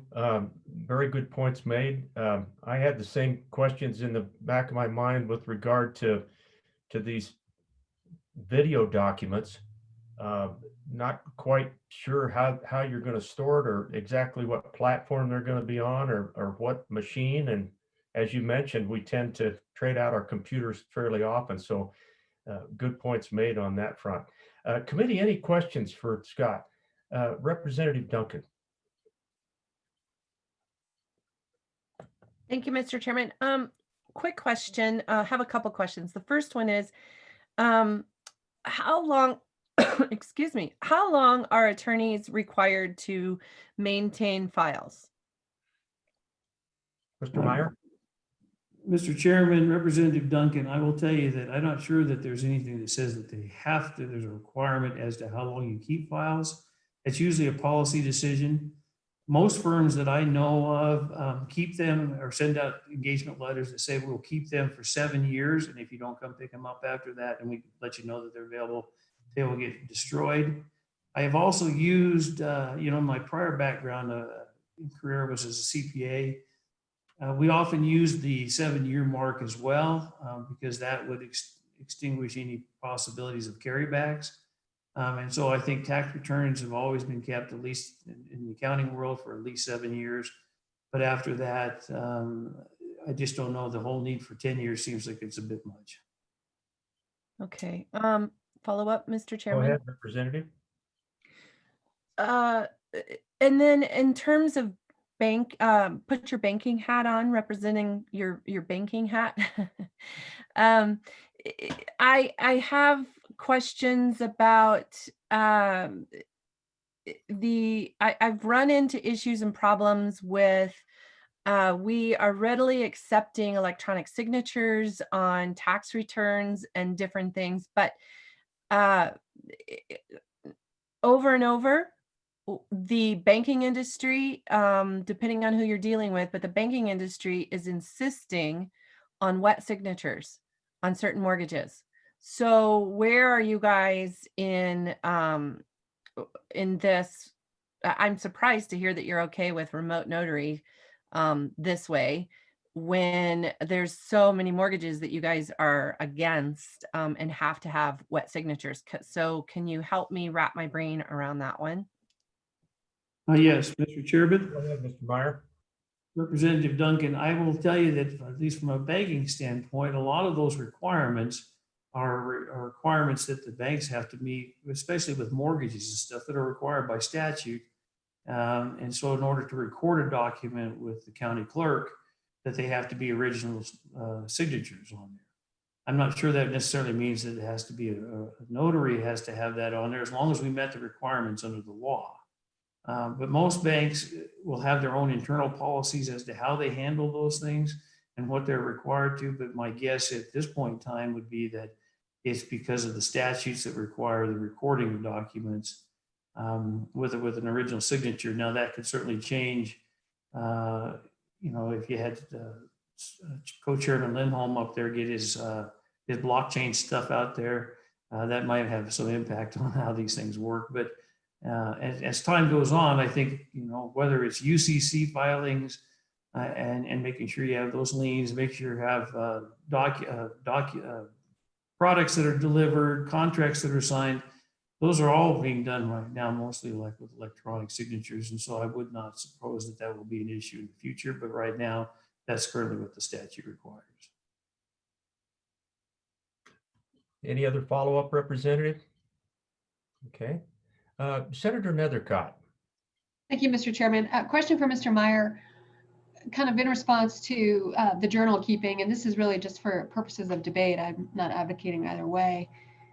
But in my mind, the value of the journal, once again, is to protect the notary in the event that they do what is commonly, hey, would you please sign this for my friend? And the person never appears in front of them, and they do that favor, and it turns out that it might be some type of fraudulent document because they're quote doing it for their friend or their boss or whatever it might be.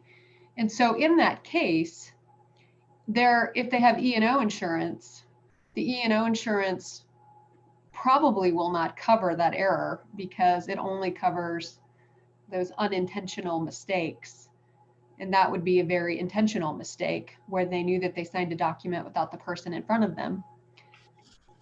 And so that journal record, I think, which would have the box for them to check, did the person appear in front of you, yes or no? Of course, they could, alter that document as well, but at least there is a record of whether that they did that. Perhaps protecting them if it's something that happened over a year ago or even weeks ago for some, depending on how many documents they're notarizing, to be able to recall that and either have the benefit or at least an argument for the benefit of their E&O insurance. And their bond company may require them to have some type of record keeping. So what are your thoughts about that? Mr. Meyer.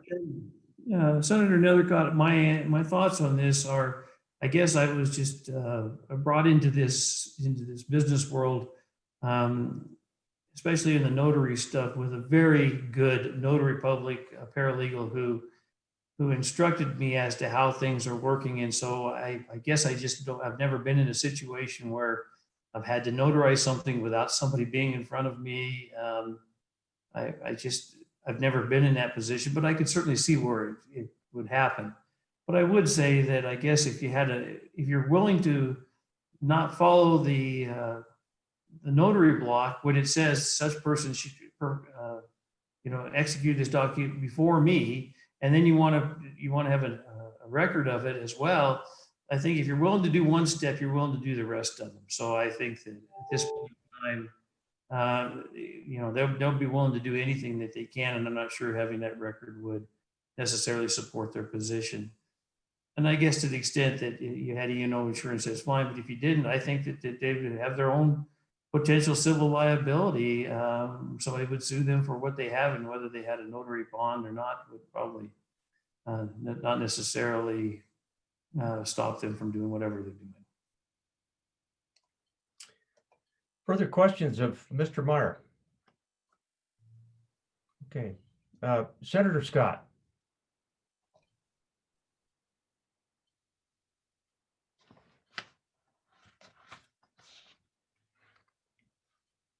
Senator Scott, you are muted.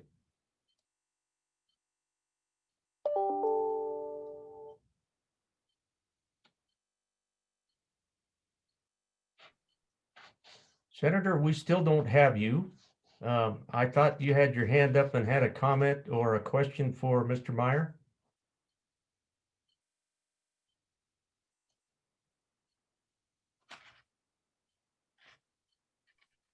Committee, while Senator Scott takes a look at his equipment and tries to find that unmute button, are there any other questions of Mr. Mr. Meyer? Chairman, Okay, Senator Scott. Mr. Chairman, I apologize. If I hit the wrong thing, then the screen disappears and I have trouble. The question, I've got several questions. I too have concerns on this, keeping the electronic records for 10 years, and will the medium that you're keeping it in just disappear and it not be available? I've got two suggestions. One, should we move the 10 years to 7 years? That's still probably too long, isn't it? In terms of the questions over the medium. Or could we use a much shorter time and ask the Secretary of State's office to research that issue and report to the committee as to what the practical problems are in preserving the electronic records. And I'm just throwing those ideas out and seeing if Scott could give us a reaction to that, Mr. Chairman, and then I have another question. Go ahead, Mr. Meyer. Thank you, Mr. Chairman. Senator Scott, I reluctantly admit that I still have in the basement a computer that uses floppy drives and disk drives of, that you submit that stuff. How I'd ever play that back now, I have no idea. My guess is that at some point in time, I could put it on a thumb drive or jump drive and say, here it is, I've got these recorded. But again, I don't know in 3 or 4 years, my vehicle doesn't even play CDs anymore because everything is MP3. So I don't know. That's my point, is that I just don't know what I would have available. I don't think it's a problem keeping it if I needed to, but I wonder if I'm ever going to be able to produce it if ever asked. Okay, anything else, committee, for Mr. Meyer? Representative Duncan. Thank you, Mr. Chairman. Just to follow up with that, I know that a couple of years ago, realtors used to have to maintain our files for 7 years, and we changed statute to 2 years. And the reason the 2 years were in place is because you had 180 days from the date of discovery of an issue to be able to file a complaint with the commission. And so typically the commission had issues about within that 2-year period. They had the commission went back and saw that if they had any issues, they all came in within that close to that 2-year period. So we were able to research, look, and see. And so we only are required to maintain our files for 2 years. It's up to the individual policy of each individual office or broker how long they want to maintain it. I know some people who keep their files forever because they just are paper people. They can't let go of things. We have software that we can keep all of our transactions, upload them after they've been signed or electronically signed or whatever. We can upload everything even as a PDF after someone signed it. We can scan it, upload it, and have it forever on the cloud. So I don't know that the technical issue of how we get it onto the cloud, or maybe even Secretary of State, potentially how we have our election files that we have to file reports and things. I don't know if they have some sort of software that they potentially have where they want to have things stored, or if we're expected to have things stored or what. But I think this 10-year is extremely burdensome in this technology world. And I agree with the committee on that. But as far as this electronic or paper or whatever, I don't think we need to limit ourselves, is what I'm hearing. But as far as the storage capacity, maybe not limit whether it's paper or whether it's electronic. But I don't think we need to worry about that part. But I do think the years is really cumbersome. So we as realtors who are very, very paper, we love our paper, some of us, and some of us are completely electronic. So I just throw that out there to as maybe can we think about that as an option? That's why I asked Mr. Meyer if you guys have it in statute at all of what your rules are of what your record retention is, because I know we changed ours, and the only reason we did 2 years is because that's where the investigations ended up being, is right around that time frame. So I just pose that to the committee. Thank you, Representative. Committee, I'd like to keep moving this morning if we can. We have another bill to consider after this one. Anything else for Mr. Meyer? Senator Scott. Mr. Chairman, and the question is on an issue Mr. Meyer raised, and the question is really for the LSO staff. If we define foreign in this bill as meaning anything outside Wyoming the way it is in the corporation code, are we going to have unintended consequences in terms of the way this bill works? Mr. Hopkinson, any thoughts about that? Thank you, Mr. Chairman. Foreign state is actually defined on page 7, paragraph 13. It means a jurisdiction other than the United States, a state in the United States, or a federally recognized Indian tribe. That language does come from the Rulona. And so I think changing that would likely have some unintended consequences. So with this particular bill, then, Mr. Hopkinson, is there any concerns about current state statute elsewhere? Does this run us afoul of anything else? Mr. Chairman, are you asking about existing law or the bill? Existing law. And this is a new term that we're bringing into our statutes. And I think that's part of the senator's concerns, at least it is mine too. What's your thoughts with regard to consistency throughout our statutes, which I think Mr. Meyer brought that up. Mr. Chairman, this particular way it's defined would only apply to this act, this bill draft. So foreign state, it's not going to change the definition for any other statute. And since we're repealing all of the notarial law, I don't think that we've got a conflict there. As far as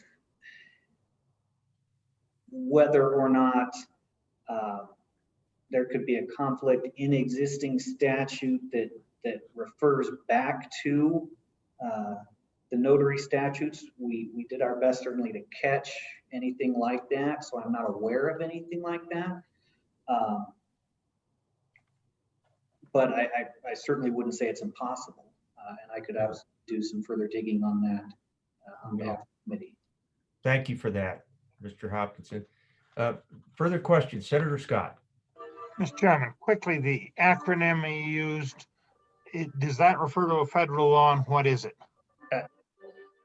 Mr. Chairman, and my apologies, that's just the revised uniform law on notarial acts. So it's not a federal law, it's this uniform law. That's correct. Okay. Okay, committee, anything else for Mr. Meyer? Case. Thank you very much, Mr. Chairman. Mr. Chairman, I think maybe Mr. Meyer might have misspoke, but I thought I heard him say he notarizes documents that he prepares for his clients. Would that be normal for an attorney to actually do that for the documents they prepare and kind of in that relationship, or is there sort of a third party aspect to this that needs to happen? Mr. Meyer. Thank you, Mr. Chairman. Senator Case, no, that is exactly correct. I do notarize my client's signature. And there's nothing in the laws or any of the case law or anything else that would prohibit me from doing that. It's not an unethical thing. It's just notarizing their signatures. Senator Case. Well, Mr. Chairman, I guess I can appreciate that. I mean, really, this notarization thing is kind of, it seems very archaic to me. And mostly what we're doing is establishing the identity of the person. And if the attorney doesn't know the identity of the person, but it all seems very weird to me. And notarizing your own documents seems a little weird, but the whole darn thing is crazy, if you ask me. Thank you, Mr. Chairman. Senator, I have to put in with you. I've been in the world of trust documents the last 2 years in a different county from here, and it's been quite the learning experience. And been involved with the banks quite a little bit, Mr. Meyer. So I'm fully aware of all of that paperwork that Representative Duncan alluded to. Lots and lots of signatures required. Anyway, interesting stuff. Further questions for Mr. Meyer? Scott, thank you this morning. Appreciate you being here. Good points made, and appreciate your testimony. Thank you, Mr. Chairman. Katie, is there anyone else? I have a couple of folks listed, Leonard Kerriman or Chris Merrill, are they around this morning? Mr. Chairman, no, Mr. Carlman only submitted written comments, and Chris Merrill intends to provide comment on the elections. Okay. Thank you, Katie. I think that concludes our public testimony for work 126, working draft point 4. And committee, just as a point of order, and this is a bill that obviously we need to push forward to November, but I do want to work the bill so that we can get it in better shape and feel a little bit better about it for November. So let's work the bill. I am not going to go page by page through a 79-page bill. I think the way that we can handle this is maybe go about 5 pages at a time, committee, with concerns or suggestions, amendments. So let's do that. And then we will move on to business code revisions after we get some directives to our staff on 126. Do we So need a second, anything Mr. before we Chairman? do that, Representative Blackburn. Do we need a second, Mr. Chairman? I think we might as well. That's a good suggestion. I think maybe we'll move the bill. If I've got I would entertain a motion on the bill. Senator Nethercott. Thank you, Mr. Chairman. I do move the bill with the caveat that we're going to continue to work the bill in November to allow for additional stakeholder involvement and additional public comment on the bill in light of how big it is. I think that that's important. Okay, the motion with the caveat that we will I'll move second it. forward, and seconded by Representative Blackburn. Okay, committee, with the intention of just shining this bill up and getting it prepared for our November meeting, let's go through the bill. Let's look at the first maybe 5 pages. Are there any considerations on page 1, 2, 3, 4, or 5?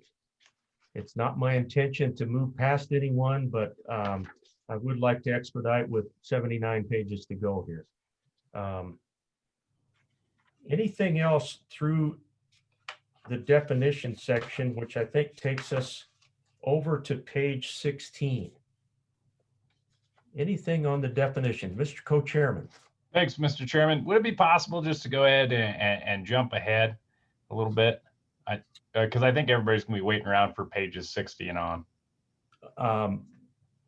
Let's do that. I was thinking that might get a little disorderly and we'd be jumping back and forth across the bill. We can sure try that, Mr. Co-Chairman. Representative Duncan. Thank you, Mr. Chairman. I actually have an amendment on starting on page 50, unless someone has something prior to page 50. Thank you for that.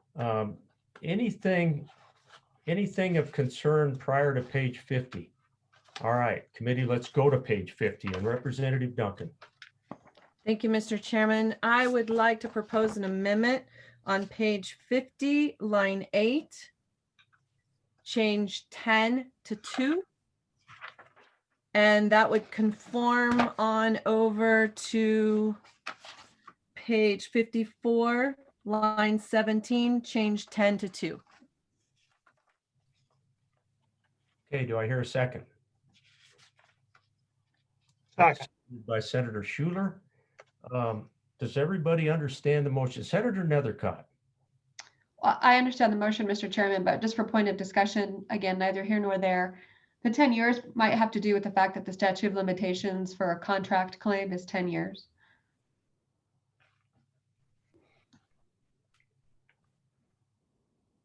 So comments or questions about the proposed amendment? Okay, committee. All those in favor of the motion, please raise your hand up to the screen. All those in favor? Okay. All those opposed? Okay, that motion has carried. 3 votes against. The motion carries. That takes us to page 54, unless we have anything on 51, 52, 53. Any further amendments?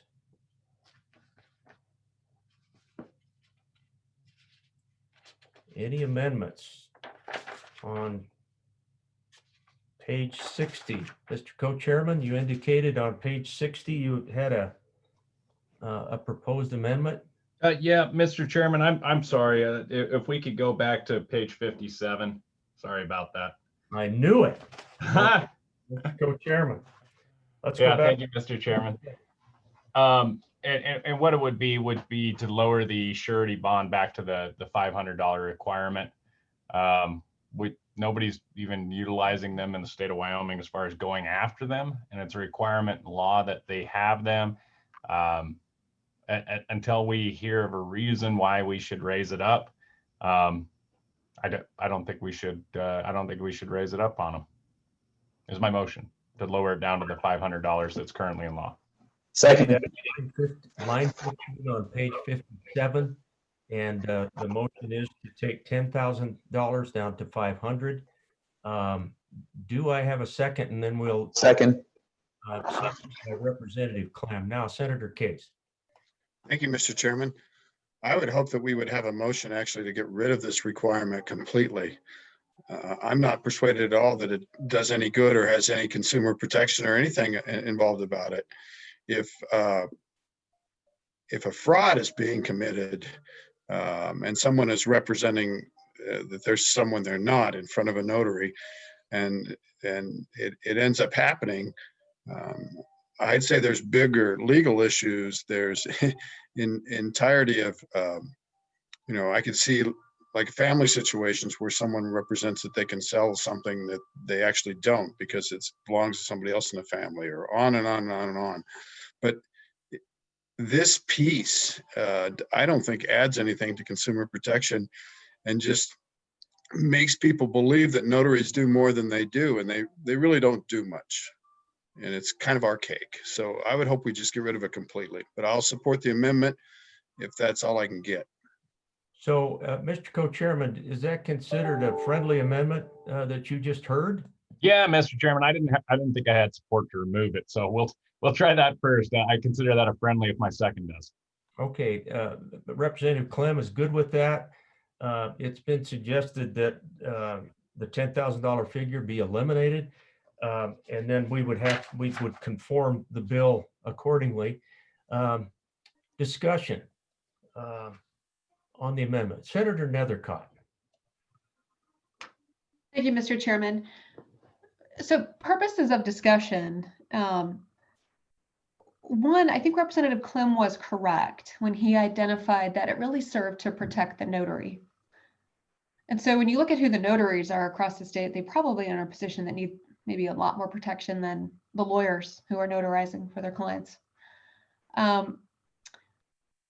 But so what does it really do? So it provides an avenue of relief to an individual who relies on a document when a notary has made a mistake, whether that mistake is intentional or unintentional, right? So that document I sent out that I just found online that sent to the committee that identified some of those scenarios where a claim could be made on the bond really looked at where the notary knowingly kind of massaged her duties, right? She didn't follow through with the duties that she was supposed to do, but she wasn't part of a fraud. She wasn't trying to deceive anybody. She was really probably just doing someone a favor. And she kind of let go of the oath that she took and the requirements she was supposed to do. She had no way she wasn't intending to deceive. She wasn't trying to say someone was who they weren't. She was more likely than not doing a favor. That E&O insurance coverage, if it exists, will not cover that because it was an intentional act, right? Even though it was not in an act to deceive, it just was an intentional act to not follow her duties as thoroughly as she should. But the bond will. more likely than not, cover that and provide that remedy to the individual who may need to file a claim against it. If that bond doesn't exist, what will that person do who was harmed by that failure of that notary to act? They will sue, and they will sue the notary, as opposed to getting relief from that bond. And so that is because that's the only remedy for relief, right? Or they could demand that the notary pay their costs without the need for suit, but that's all the same kind of concept in my mind. So that to me is kind of this unique area. Admittedly, it doesn't appear to be happening often in the state of Wyoming. And so according to Secretary of State's research, it's happened twice as far as we know. I don't know that there's ever a record of those.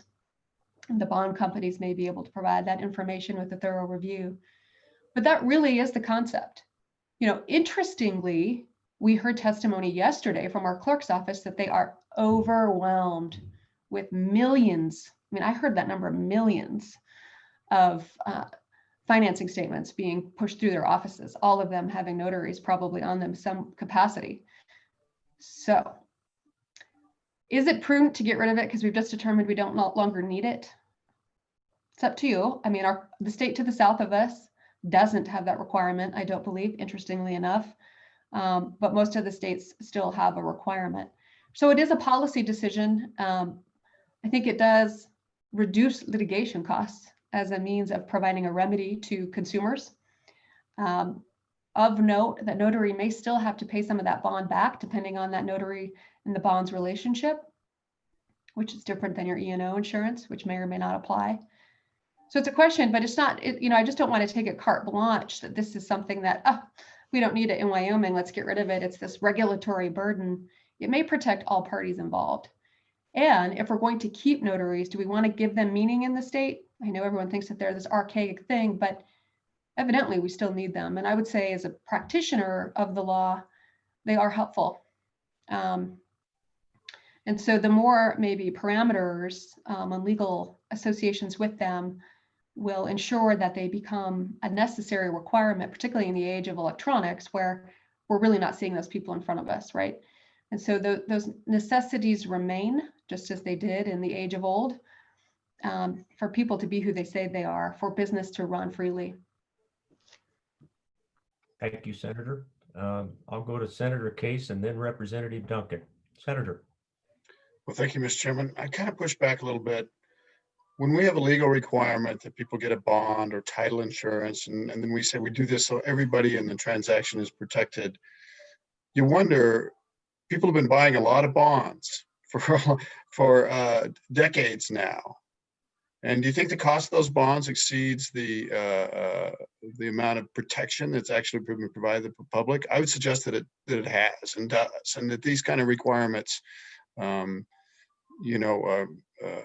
counterproductive and actually encourage people not to do a good job because they can think the bond is going to protect them when it probably really doesn't. And if you're harmed by it, the harm, if someone is committing a fraud, that's where the real harm would come by. You know, if I've got a trailer title and I'm selling it to Joe down the street and I drop it off at the notary's house and they notarize it and I pick it up later, or my son picks it up or something, there's no harm. Who cares if the procedures weren't really followed? But if my son were to take my trailer, represent that he owns it and then sell it, well, chances are I'm not going to sue my son. I'd be really mad at him. And my son wouldn't do this. He just wouldn't. I'm just using an example of how these things happen. But if it's a true big deal fraud, no amount of bond's going to be in the protection of that. And everybody's probably in hot water. It's just an administrative requirement that eats away at, it takes a little off the top on every transaction all the time, and it's not right. So I'd support elimination. Representative Duncan. Thank you, Mr. Chairman. It slipped my mind completely. I need to probably declare conflict on this, considering I am a notary. I'm assuming. Okay, thank you for that, Representative. Representative Furphy. Mr. Chairman, there's no reason that a notary cannot buy surety insurance, even if we don't require it here in this. So most notaries work for a business, and a business should probably provide surety insurance to the notaries, but I'm against putting it in here. I think we should eliminate it. Thank you. Thank you, Representative. Anything else? Are you ready for the question on the Senator Scott?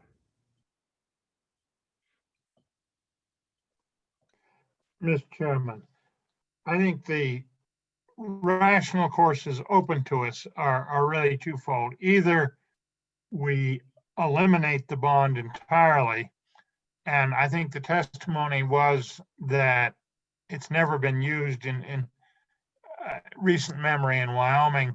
There were 2 cases in, I think it was the neighboring state to the north, where they had have a 10,000 requirement, and it had 2 cases in 20 years where somebody actually got something, or I think one of them is in process right now to get something from the bond. The advantage to having like 10,000 is that means there's some remedy for someone when a notary notarized something where the party was committing a fraud and weren't who they represented them to be. Gives somebody who's hurt car, trailer, that's the sort of thing.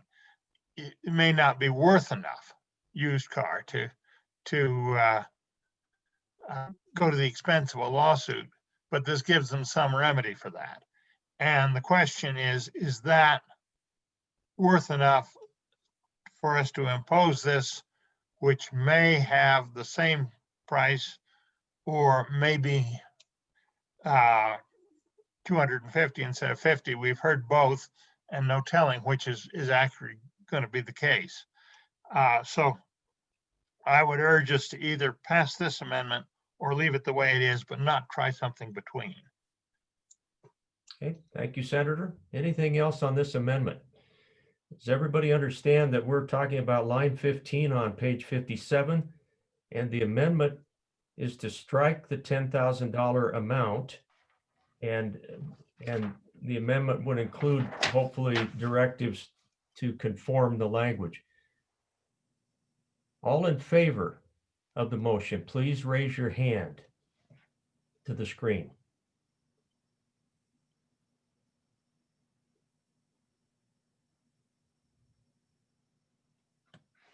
Okay, anyone opposed?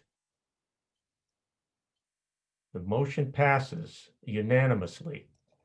Senator Nethercott.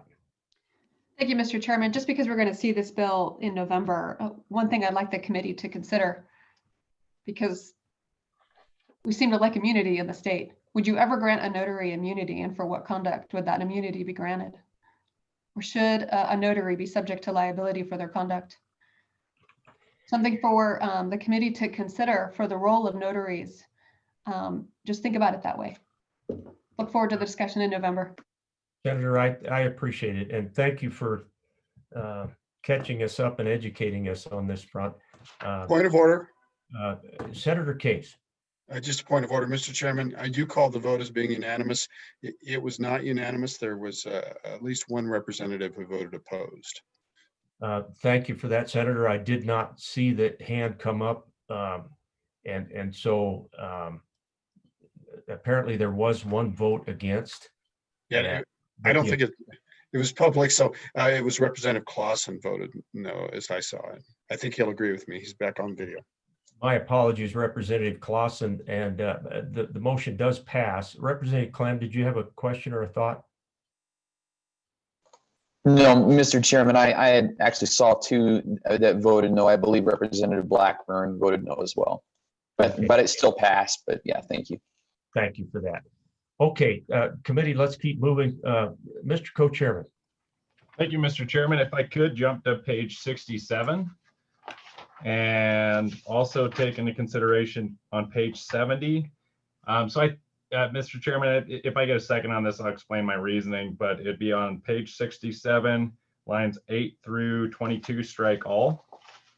And then page 70, lines 14 through 18, strike all. If I get a second, I'll explain myself. Those are the felony provisions.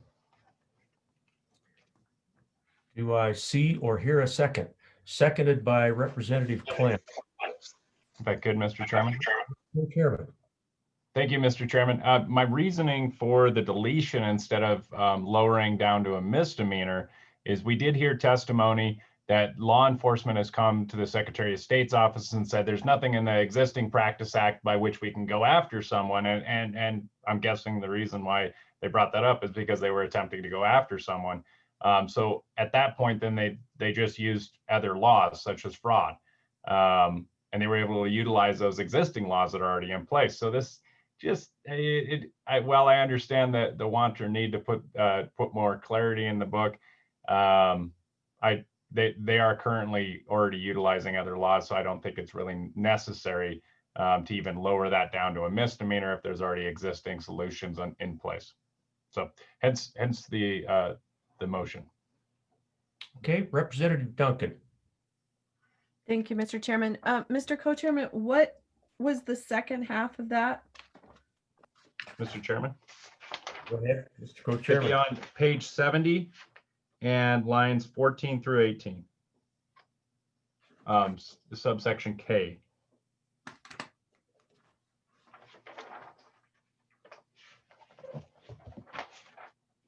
Further discussion on the proposed amendment. Senator Nethercott.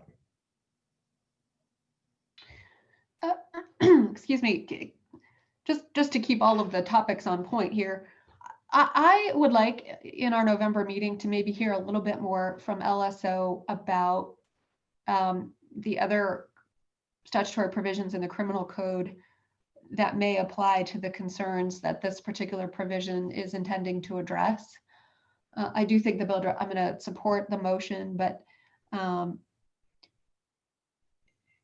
do see concerns here, and I've seen it in my practice, and I know that this is occurring in the state of Wyoming, that there is some criminal components to the use of the notary public stamp. And so I think those protections at some level still need to exist. And so again, I support the motion here, but I'd like to see something to come back from LSO where the other criminal code sections may provide those protections. For what it's worth, I agree, Senator. I think it's something that certainly we can choose to bring back if we get the kind of testimony that compels us to do that. But committee, any other comments on the motion? Does everybody understand the motion? We're talking about page 67 and page 70. And I'll try to do a better job on the count this time. All in favor of the motion, please raise your hand to the screen.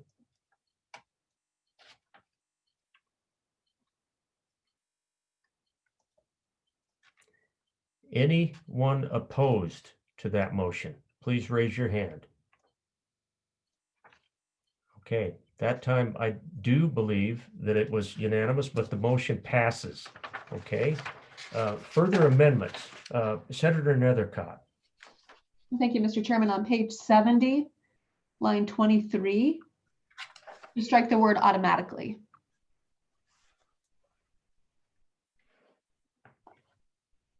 Early this morning, I provided some communications for some title companies here in my community that wish to appear by public comment and wish to appear in the November meeting as well. But one of these concerns that they had identified had to do with striking that term automatically.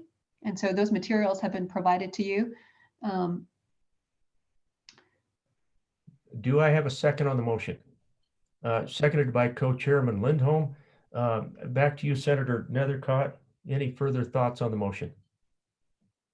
Okay, does everybody understand? At bottom of page 70, line 23, strike the word automatically. All in favor of the motion, please raise your hand to the screen.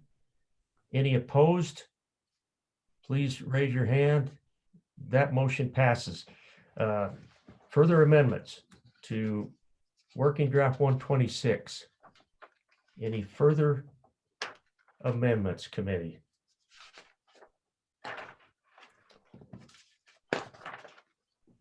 Okay, I don't think we need any further motion. Senator Scott?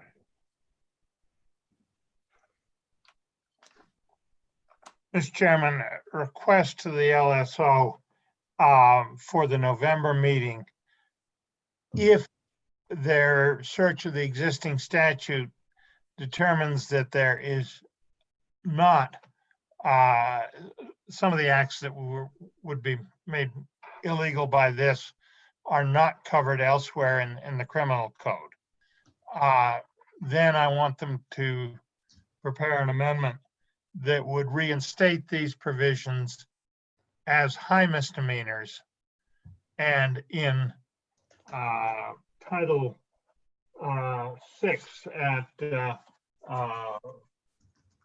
65114. So would be with the other provision on notarial things that's already there. But to do that only if they find when they look that these things are not adequately covered. Mr. Hopkinson, do you understand the request from Senator Scott? Yes, Mr. Chairman. Okay, thank you. So we will have that amendment ready. Mr. Hopkinson, thank you. And Senator Scott will have that for the November meeting in case we need it. Anything else on Working Draft 126? Okay, we will see that legislation again. The motion included the fact that we're sending that to November. I guess we might as well take a vote on that we are sending it to November, because that's what the motion. So all in favor of moving 6 to the November meeting, let's go ahead and vote on that. All in favor, please raise your hand to the screen. Okay, anyone opposed? Okay, that motion passes. That bill will be seen in the November meeting. Back to our Secretary of State's office, and we have another draft in front of us this morning, Business Code Revisions, LSO 0092, draft 0.5. So Director James, could you introduce this legislation to us? Mr. Chairman, this is Karen Wheeler, the Deputy Secretary of State, and Director Janes has left the room. I will be having our Business Division Director talk to you about this bill. However, right before this bill on your agenda, you wanted a quick update on the general election. Were you still wanting Director Schoen to give you a quick update while I get Director Gonzalez here? That works for me. I was going to try to work both bills and get those out of the way for us, Deputy Secretary, but that works. Let's go right to an election update. Thank you, sir. Okay. Thank you, Mr. Chairman. Oh, that Director Schoen. Yes. Good morning. Welcome. Thank you for being here. Thank you, Mr. Chairman. Good morning to you and the committee. And also thanks for the opportunity just to provide an update on the general election. And before I do, I would like to give a brief update of just the conduct of the primary election, if that would be acceptable, Mr. Chairman. Absolutely. Director, thank you for that. Please continue. Thank you, Mr. Chairman. I first, again, wanted to thank this committee for its hard work to get that election readiness account established, so that our office could work with the county clerks to replace our outdated voting equipment. These machines, they functioned well as a whole, and counties reported back that it was very easy to use. They were very pleased. In fact, one county even reported that their poll workers thought they were missing something because it was so easy to use. So that's good feedback that we like to hear. Also very proud of our county clerks. They had to juggle a lot of typical election activities, but they were unique because of the pandemic. from candidate filing to voter registration to vetting and fulfilling absentee requests that were in higher volumes than in years past. And so kudos, hats off to them, because they handled all of that. At the same time, they conducted an election where voters were able to come in, get their ballots, vote their ballots, and we have election results that we can be confident in. I also wanted to report back to the committee about a new provision that you were instrumental in coming to fruition and is now part of our law, dealing with write-in candidates. You may recall that prior to this year, it was not explicitly requiring candidates to be registered within their party if they were nominated through the write-in process. So for example, if a registered Democrat received enough write-in votes on the Republican ballot, they could have changed their party and received that nomination, which is certainly not uniform with our closed primary system. However, now, as you may recall, the law requires the nominee to be registered within that party on the day of the election. So because of this, there were two candidates that were not registered in the party of which they were nominated by, and so they did not qualify. So made that very crystal clear. And so thank you, committee, for your work on that. However, we did have one successful Democratic write-in nominee, and that was in House District 59, Mr. Mike Gilmore, who used to be in the legislature, and so many of you might remember him from years past. And so with that, I can just quickly transition us to the general election, because the timelines are so fast between our primary and general. So currently ballots are being printed and delivered to counties even as we speak. And so we're going to meet our deadline of September 18th to get all of our ballots out to our UACAVA voters. And so with that, I would like to give kudos to our statewide vendor, which is Election System and Software, because they've worked quickly, very quickly within our short time frames to get these ballots designed, over to the county clerks to be proofed, and now off to the printers to be printed, and soon to be in the hands of our counties to get those ballots out in the time that they need to do so. There were a total of 115 statewide candidates participating in this general election. 4 of them are presidential candidates, and 4 are for U.S. Senate and House. And the remaining candidates, 107, are for legislative races. And this is just some information for you all. 47 total uncontested races, 9 of which are in the Senate and 38 in the House. And we also have 28 judges standing for retention, 2 Supreme Court justices, and 12 district court and 14 circuit court judges.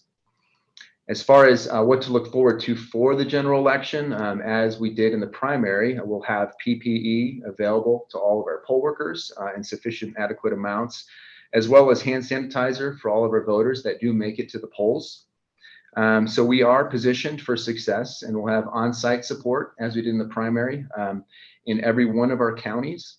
And that'll be the day before, the day of, and the day after the election. And that proved to be very valuable in our primary election. And so really with that very quick update, I hope I didn't speak too fast. I would stand for any questions that the committee might have.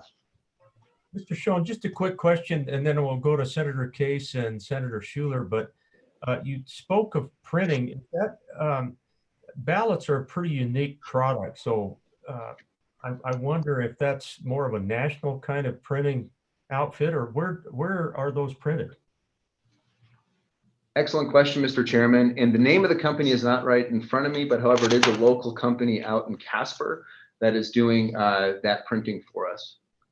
Okay, thank you very much. Senator Case. Thank you so much, Mr. Chairman, and Mr. Schoen, good job, and all the clerks and election officials throughout Wyoming, very good job. There's a lot in the news about cybersecurity and elections, and there's issues about attacks in anticipation of the November presidential election, of course, and just a lot going on. And I was wondering if Mr. Schoen might be able to reassure the people of Wyoming that our system's pretty solid, and it relies for the most part on a paper trail to verify things, and that the whole issues of cybersecurity and election fraud and election manipulation, put that in perspective. So I appreciate, I just think people are worried about that. They're definitely worried all over the country. Yeah. Mr. Schoen. Mr. Chairman and Senator Case, thanks for the question and the opportunity to talk briefly about that.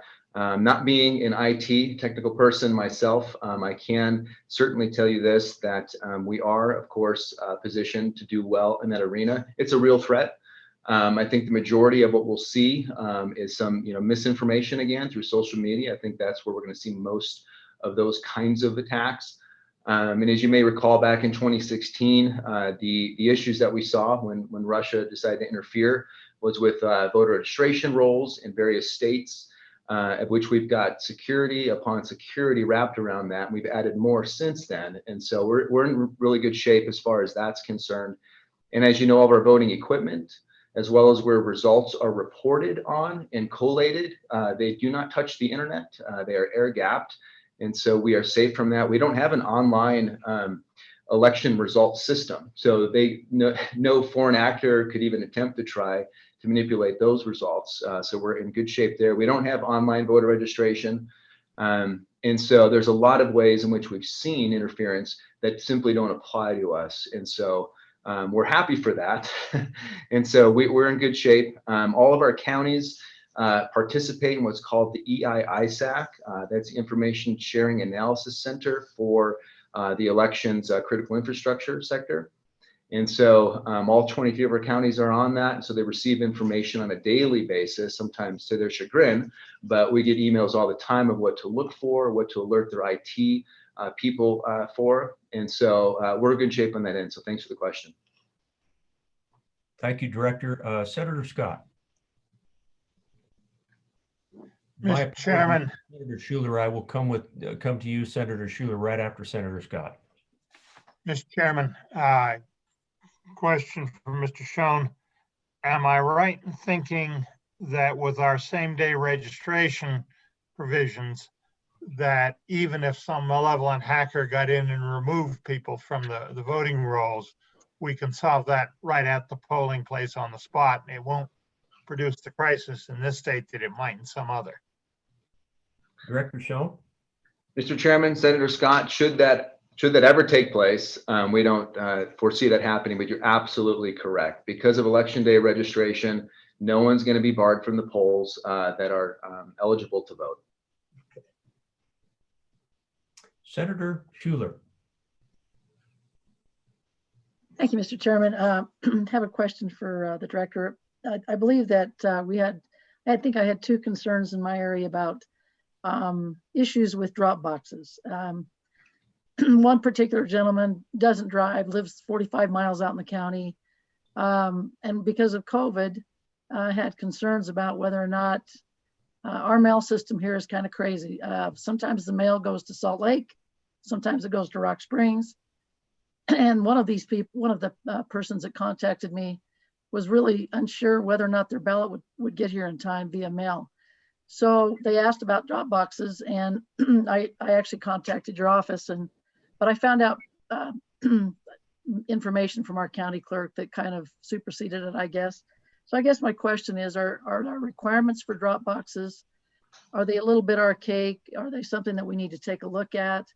It would have been really handy to have had a drop box out there in Bridger Valley where both of these folks could have dropped their mail without, their ballots without having to come all the way into Evanston or whatever. So I'm just, I guess, asking if that's something we need to take a look at revising, because I know you have to have like 24-hour security. They have to have a permanent structure and so on and so forth. And obviously we're all concerned about, making sure that everything is legal and above board and whatnot. But could you talk about that just a little bit for me? Thank you, Mr. Chairman. Director Schoen. Mr. Chairman and Senator Schuler, yes, absolutely. So drop boxes, of course, aren't specifically in or explicitly within our law. The way that absentee ballots currently are to be delivered is one by mail or delivered to the clerk. And so we were able to, within reason, understand that to be or to mean that a drop box could be placed at or near the county clerk's office. And so there's been some counties that have chosen to do that, but from beyond the stretch of the county clerk's office being at or near, that's not something that we believe currently the law allows for. So yes, it's something that could certainly be looked into, and this committee would certainly be the one to do that. Thank you. Anything else, committee? I've actually got one, Director Schoen. You may have heard some comments I made earlier this morning. My faith in the postal system has been shaken just a little bit this summer. And I started wondering, we filled out absentee ballots and put them in the mail. And I spent the next 2 weeks wondering if they got there. Is there any kind of assurance that we can give our constituents that if they mail their ballots, that our county clerk is going to get them? Mr. Chairman, we have a bit of, I don't want to say archaic system in place, but I think a lot of states are in the same type of boat. But to verify whether or not your absentee ballot was in fact received by the clerk, it's as simple as a phone call, and they'll be able to tell you. I can say that we had about 90% of our ballots that were mailed out were returned. And so the other 10%, many of them just chose not to do that, and they go to the polls for one reason or another. But you can always contact your clerk. I'll also add that for our UACAVA voters, we do put a report on our website on a daily basis for them to track the status of their ballots. They do need to know their voter ID in order to do so, but we do have that readily available on our website for overseas citizens and military. Thank you for that. I suspected as much, but I appreciate you outlining that for our public. Anything else, committee, for Director Schoen on the election front? Mr. Co-Chairman. Yeah, thank you, Mr. Chairman.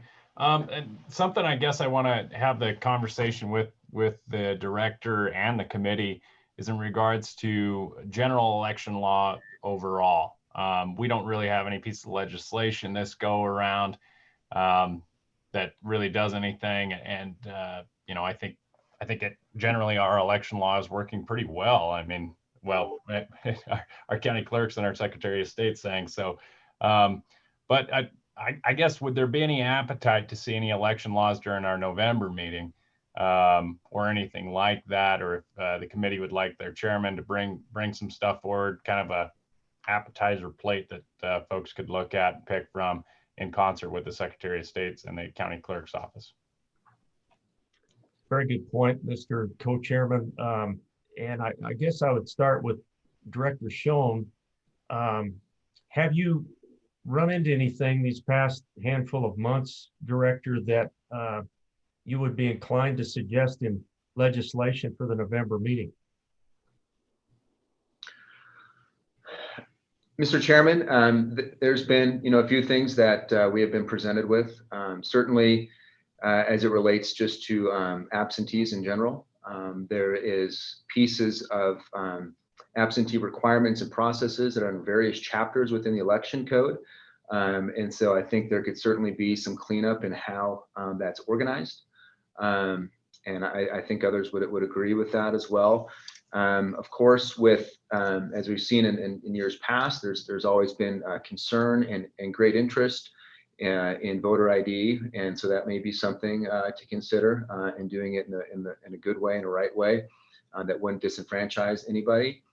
And further than that, something that we've been just kind of discussing, this is really kind of preliminary, but internally, just what we can do more as far as after the election in regards to audits. What can we do to, audit our results and even bring greater confidence to the votes that we certify?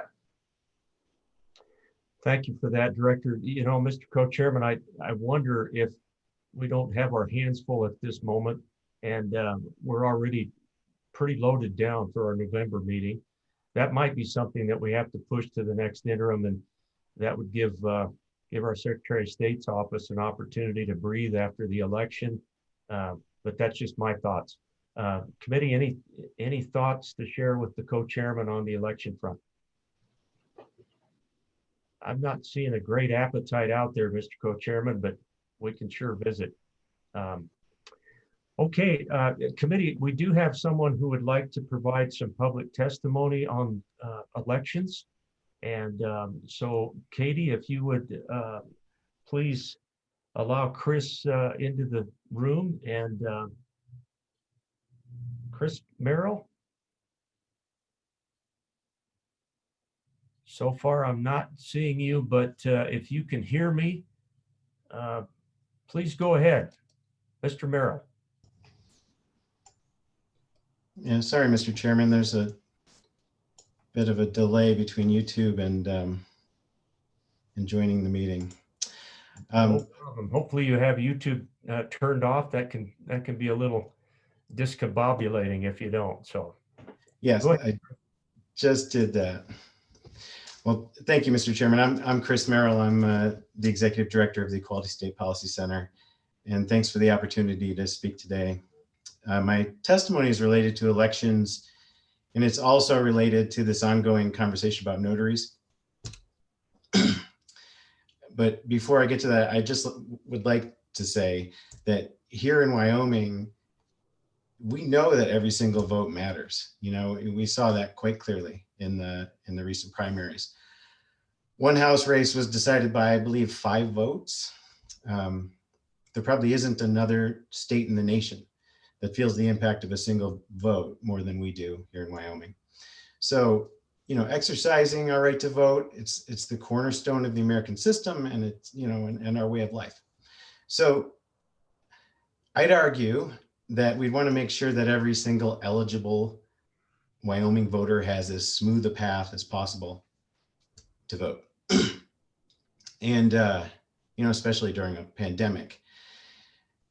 And I'd further argue that requiring a voter's registration to be notarized, as we do here in Wyoming, it's not only word of the day archaic, but it creates unnecessary complications. And I just double checked this yesterday. I went through all 50 states. Wyoming is the only state that requires citizens to have their voter registrations notarized. And in most states these days, voters can go to the Secretary of State's website and register online. Neighboring states like Idaho, Utah, Nebraska, and Kansas are among the vast majority of states that allow for online voter registration. 16 states, including our neighbor directly to the south, have automatic voter registration. So when people interact with the DMV. And an interesting fact I learned yesterday is that North Dakota doesn't even require its citizens to register to vote. If you're eligible to vote in North Dakota, you just go and vote. Our neighboring states have higher voter turnout than we do here in Wyoming. More than 60% of all registered voters in Montana and Colorado, for example, voted in 2018. Only 48% in Wyoming turned out in that same election year. Neighboring states like Utah and Nebraska also have higher turnout than Wyoming in recent years. So I'd argue that we can do better. And one thing we can do is make the registration process simpler. So if you were to think about taking something up in the November meeting, you might consider taking up the concept of just removing the notary requirement for voter registration. Another one, it would be a heavier lift would be to allow for voter registration and online or automatic voter registration at the DMV. But removing the notary requirement seems like that wouldn't be too heavy of a lift and might not add too much to the load. With that, I'd be happy to try to answer any questions. Chris, thank you for that. Good thoughts. Appreciate your patience with us this morning. We're running a little bit behind. So committee, Mr. Co-Chairman. Thanks, Mr. Chairman. And just out of curiosity for Mr. Merrill, so you said we're the only state in the nation that requires a notary requirement to register to vote. Do you know the last state that had that in place? Was it common back in the day? I mean, has it Wyoming always been the only one? Mr. Merrill? Mr. Chairman, I do not know the answer to that, because what I did was I just went to the Secretary of State website for every state and just went through the current process. So I don't know the history at all, Mr. Chairman. Okay. Any other questions or thoughts for Mr. Merrill? Thank you for your time this morning, Chris. Appreciate you coming to testify. Thank you. Okay, committee. I want to go back to Director Schoen. Anything that you've thought of, Director, if you're still there, or anything from the Secretary of State's office before we move on? Mr. Chairman, I have nothing further to offer. Thanks for the opportunity. Okay, thank you very much. And we're going to move on, committee. We are running a little bit behind time. Mr. Chairman, could I ask the Secretary of State a question real quick? Absolutely, Mr. Co-Chairman. Thank you, Mr. Chairman. And I'm assuming the Secretary of State's office heard that we're the only ones that require a notarization in order to vote. Could they speak to that? Is that true that we're the only ones? How long has that been there? Any kind of facts they might know about it? Mr. Director Schoen, have you looked at that or considered that notary piece? Mr. Chairman, I do not know the history either as to why we have it, how long we've had it, and if other states have, and when they decided to do away with it. So I don't know the history on that. And I do know that for people that go into their county clerk's office, they can sign, their voter registration form there in person, and that suffices. It comes into play mostly with your mail-in registrations and things like that, where it's a notary, but a registry agent, at the polls or just at the county clerk's office can, validate those registrations in person as well. So Director Schoen, I would ask a favor. I know that we will hear from you following the general election because we'll meet on November 10th and 11th. Would you please include any thoughts that you might run across on requiring notaries for registration? Also, any thoughts you might have on online registration? Those two issues. Committee, anything for the Secretary of State's office on elections? Okay. Nothing further. Thank you. Director Schoen, thank you. Committee, we're going to move on to LSO Draft 92. Business Code revisions. Mr. Hewitt, I will ask you to stand by before you walk us through this. Maybe the Secretary of State is willing to provide us with a little bit of overview on this one first. So Deputy Secretary, is that going to be you, or who do we have? Thank you, Mr. Chairman. And again, thank you for allowing Director Schoen to give his short presentation while I transitioned my team in and out of here. I can give you, and I would like to give you the quick explanation why we brought this bill. And then Mr. Hewitt can go through it. And I do have Director Gonzalez who can answer questions or get into more detail if you would like. But Mr. Chairman and members of the committee, when we first brought the concept of this bill to you as an interim topic at the end of the session in March, the heart of the bill was to address statutory changes that we knew we would need because of budget constraints. Unfortunately, due to the COVID-19 pandemic, these budget constraints suddenly became budget cuts. So the main issue this bill addresses is the statutorily required mailing of notices to entities. At the beginning of every month, our business division mails out over 12,000 notices, which equates to 156,000 mailings a year just from this division alone. These monthly mailings cost us almost $86,000 a year.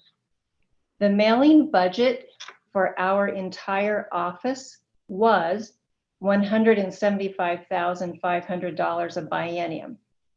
However, to meet the 10% budget cuts the governor asked for, part of our reductions included reducing our mailing budget by $143,000, which leaves us a mailing budget of $32,000 a biennium or $16,000 a year for our entire office.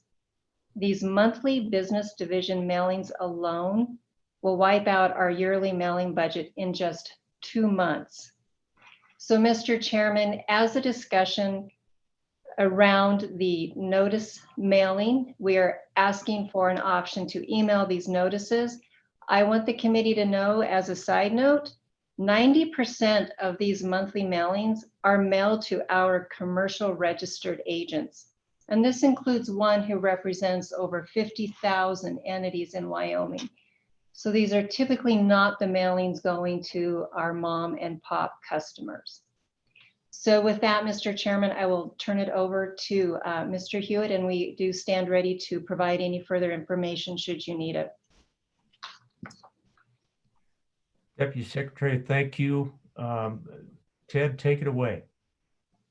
Thank you, Mr. Chairman. Can you hear me okay? Absolutely. Thank you. Ted Hewitt with the LSO, and I'm going to run through 21 LSO 92 working draft .5. As Deputy Wheeler discussed, one of the things this bill draft does is rework the requirements for the Secretary of State's office to be able to provide notices and service of process electronically.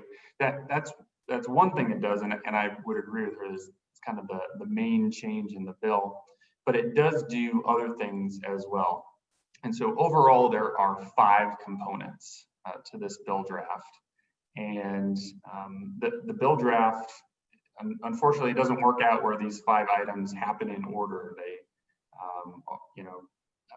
are in different places in the bill. So I'm going to take the bill draft conceptually, and we'll be jumping around a bit.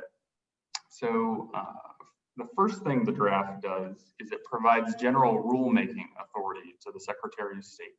And this is for 3 chapters where this authority currently does not exist. So the first place it's added is Chapter 14 of Title 17, and this is for limited partnerships.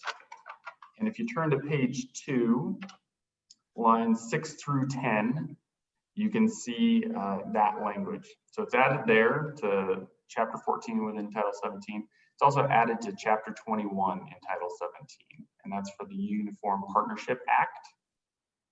And then additionally, it's added in Chapter 2 of Title 40 for registration of trade names. And you can see that in the bill on page 5. So that's the first component of the bill. The second component addresses foreign nonprofit corporations. And these corporations can transact business in the state if they obtain a certificate of authority. And the certificate can be revoked for a variety of reasons, including failing to file annual reports or failing to pay annual license fees and for other reasons. What this draft does is it provides an avenue for a foreign corporation to have its certificate of authority reinstated. So the bill draft does this by creating a new section, and it starts on page 2, and the new section is 1719-1533. And the language in that section largely follows the process for reinstating a domestic nonprofit corporation, and that's in current law 1719-1422. So that's the second component. The third component has to do with the Secretary of State's authority to refuse document submission. So sometimes the Secretary of State's office refuses to file a document. And under 1716-125 in the Business Corporation Act, the Secretary of State is to return the refused document and provide a brief written explanation for the refusal. That has to happen within 15 days of the submission. So this bill draft uses that language and adds it to other places. So it's added to limited partnerships. That's on page 8 of the bill. It's added for nonprofit corporations on page 12. It's added to the Uniform Partnership Act on page 16. It's added for registered limited liability partnerships on page 18. Nonprofit associations on page 20, statutory trusts on page 21, LLCs on page 26, and statutory foundations on page 30. And the fourth thing the bill draft does is it sets a fee for a conversion of entities. So business entities are allowed to convert from one entity type to another. And the bill draft provides that if there's no statutorily set fee for conversion, the fee for conversion is equal to the origination fee for the newly converted entity type. And you can see that language on page 22 at the top. It's a new subsection H within 1726-101. And then finally, we get to the fifth component, which Deputy Wheeler discussed.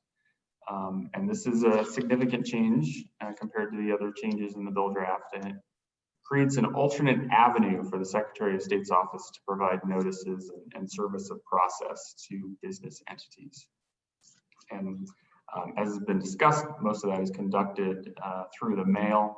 What this bill draft does is it authorizes the Secretary of State's office to send these notices and service of process electronically without receiving permission from the entity. In current law, there are examples where if an entity opts in to receive electronic notices, the Secretary of State's office can send them electronically. But this would just create an option for the Secretary of State's office to send these notices electronically without first receiving permission from the entity. So there are a series of amendments in the draft to accomplish this. And the primary changes that allow this occur in chapter 28 of Title 17. And this starts on page 22, line 7. And the chapter is amended to require registered agents and business entities to provide the Secretary of State's office with an email address and to keep that email address current with the office. Business entities would also have to provide an email address and keep it current. And the chapter is also amended to expressly authorize this electronic service by the Secretary of State's office. And so these changes within chapter 28 of Title 17 take place page 22, 23, 24, 25, and on to 26. In addition to those changes, there are assorted chapters in Title 17 that discuss notices and service of process delivered by the Secretary of State's office. And they are amended to expressly allow electronic service. So you can see these changes on page 7 for cooperative marketing associations, foreign corporations on pages 8 through 11, partnership mergers on page 16, registered limited liability partnerships on pages 17 through 19, statutory trusts on page 20, LLCs on page 27, 28, 29, and 30, and statutory foundations on pages 31 and 32. So, Mr. Chairman, that's a rundown of the bill. I do apologize for jumping around in there. I think that's the way it makes most sense to explain it, but please forgive me for that. I know it's jumping around can be a bit jarring. So thank you very much, Mr. Chairman. I'm happy to answer any questions. No, Mr. Hewitt, I think that was exactly right. I like the way you presented. I think it was helpful to the committee. So, but committee, any questions of Mr. Hewitt on the drafting, Representative Clausen? Mr. Chairman, Mr. Hewitt, is there still an option if someone wants to opt out of a email notification for them to receive mail, or we no longer have this option if we pass this bill? Mr. Hewitt.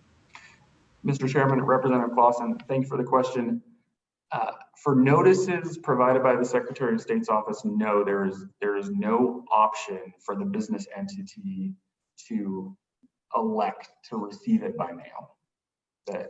This is just a pure grant of authority to the Secretary of State's office to for them to choose to send the notice that way. Follow up, Representative Clausen. Okay. Representative Duncan. Thank you, Mr. Chairman. Along the same lines, but it's actually for Secretary of State's office. When the businesses do their annual filing, is it a requirement to do that online, or do you have people who do it longhand or by paper? Mr. Chairman, Go ahead, Deputy. Representative Duncan, our customers have the option of filing their annual report online. They can fill out the annual report online, print it and mail it in, or they can print out a blank annual report and mail that in as well. Follow up, Mr. Chairman. Go ahead, Representative. Thank you, Mr. Chairman. So if we did this, would that change to where it would be a requirement to do it online so that we would be capturing all those email addresses and we would be requiring online? Mr. Chairman? Go ahead. Representative Duncan, this would not be a mandate that all of the annual report filings be done online. At the time of initial formation, we capture email addresses for the entities. And for those, when an entity has an annual report that's due, we already send out an email courtesy notice 60 days, 30 days, and 10 days prior to that annual report being due. So we've got the email addresses. We're already sending courtesy notices. Committee, I want to interject real quickly and just say to Katie that obviously we're not going to get to our Public Service Commission, Consumer Advocate until after lunch. And given the depth of our testimony requests and such, we are going to have to break for lunch, committee. So we will go ahead and complete work on this bill, but then we will take a break and take utilities after lunch. But Katie, if you could let folks know for us, I'd really appreciate it. Yes, Mr. Chairman. Thank you. Committee, anything else on the drafting of the bill or anything else for the Secretary of State's office? Okay. Katie, I do not have anybody down specifically to speak to us with regard to working draft 92. But if you do, can you let them in for some public testimony? Mr. Chairman, there is not. Okay. Thank you very much. So committee, what's your pleasure on this bill? Move the bill. I'll second Representative Duncan's motion. Okay, thank you. Been moved by Representative Duncan, seconded by the co-chairman. And I assume that means to move this to the November meeting, because this is another one that we in the public have just seen. So let's work the bill. Are there any considerations, any amendments, any thoughts with regard to this bill? Let's start with general comments or concerns. Anything before we go to amendments? Are there any amendments? Are you ready for the question on the bill? Question. Question has been called. All in favor of moving this draft 92.5 on to our November meeting for consideration, please raise your hand to the screen. Okay. All opposed, please raise your hand. Okay, that is unanimous. We will take up LSO 092.5 in November. To the Secretary of State's office, Deputy Secretary Wheeler, anything that you'd like to add before we let you get going?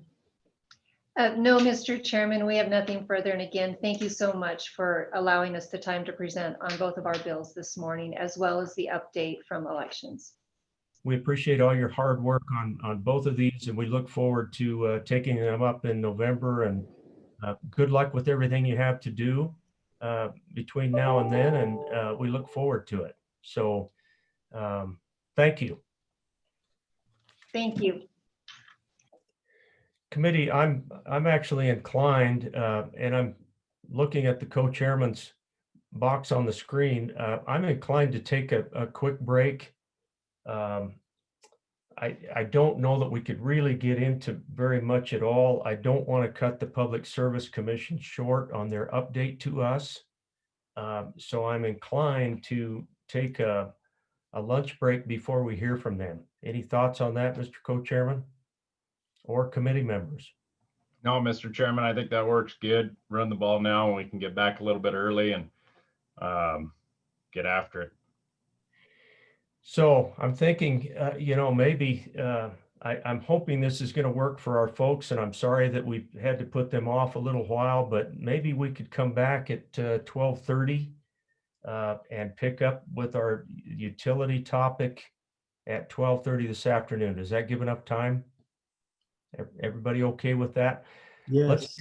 Let's take a quick lunch break until 12:30, and we'll come back and hear from our Public Service Commission consumer advocate. Please mute, and we'll see you in a few minutes. Mr. Chairman, I'd like to point out that there will be a new YouTube link, but of course the Zoom link will remain the same. Thank you, Katie, for that. Again, we'll see you all at 12:30, and we'll take up utilities at that time. Thank you.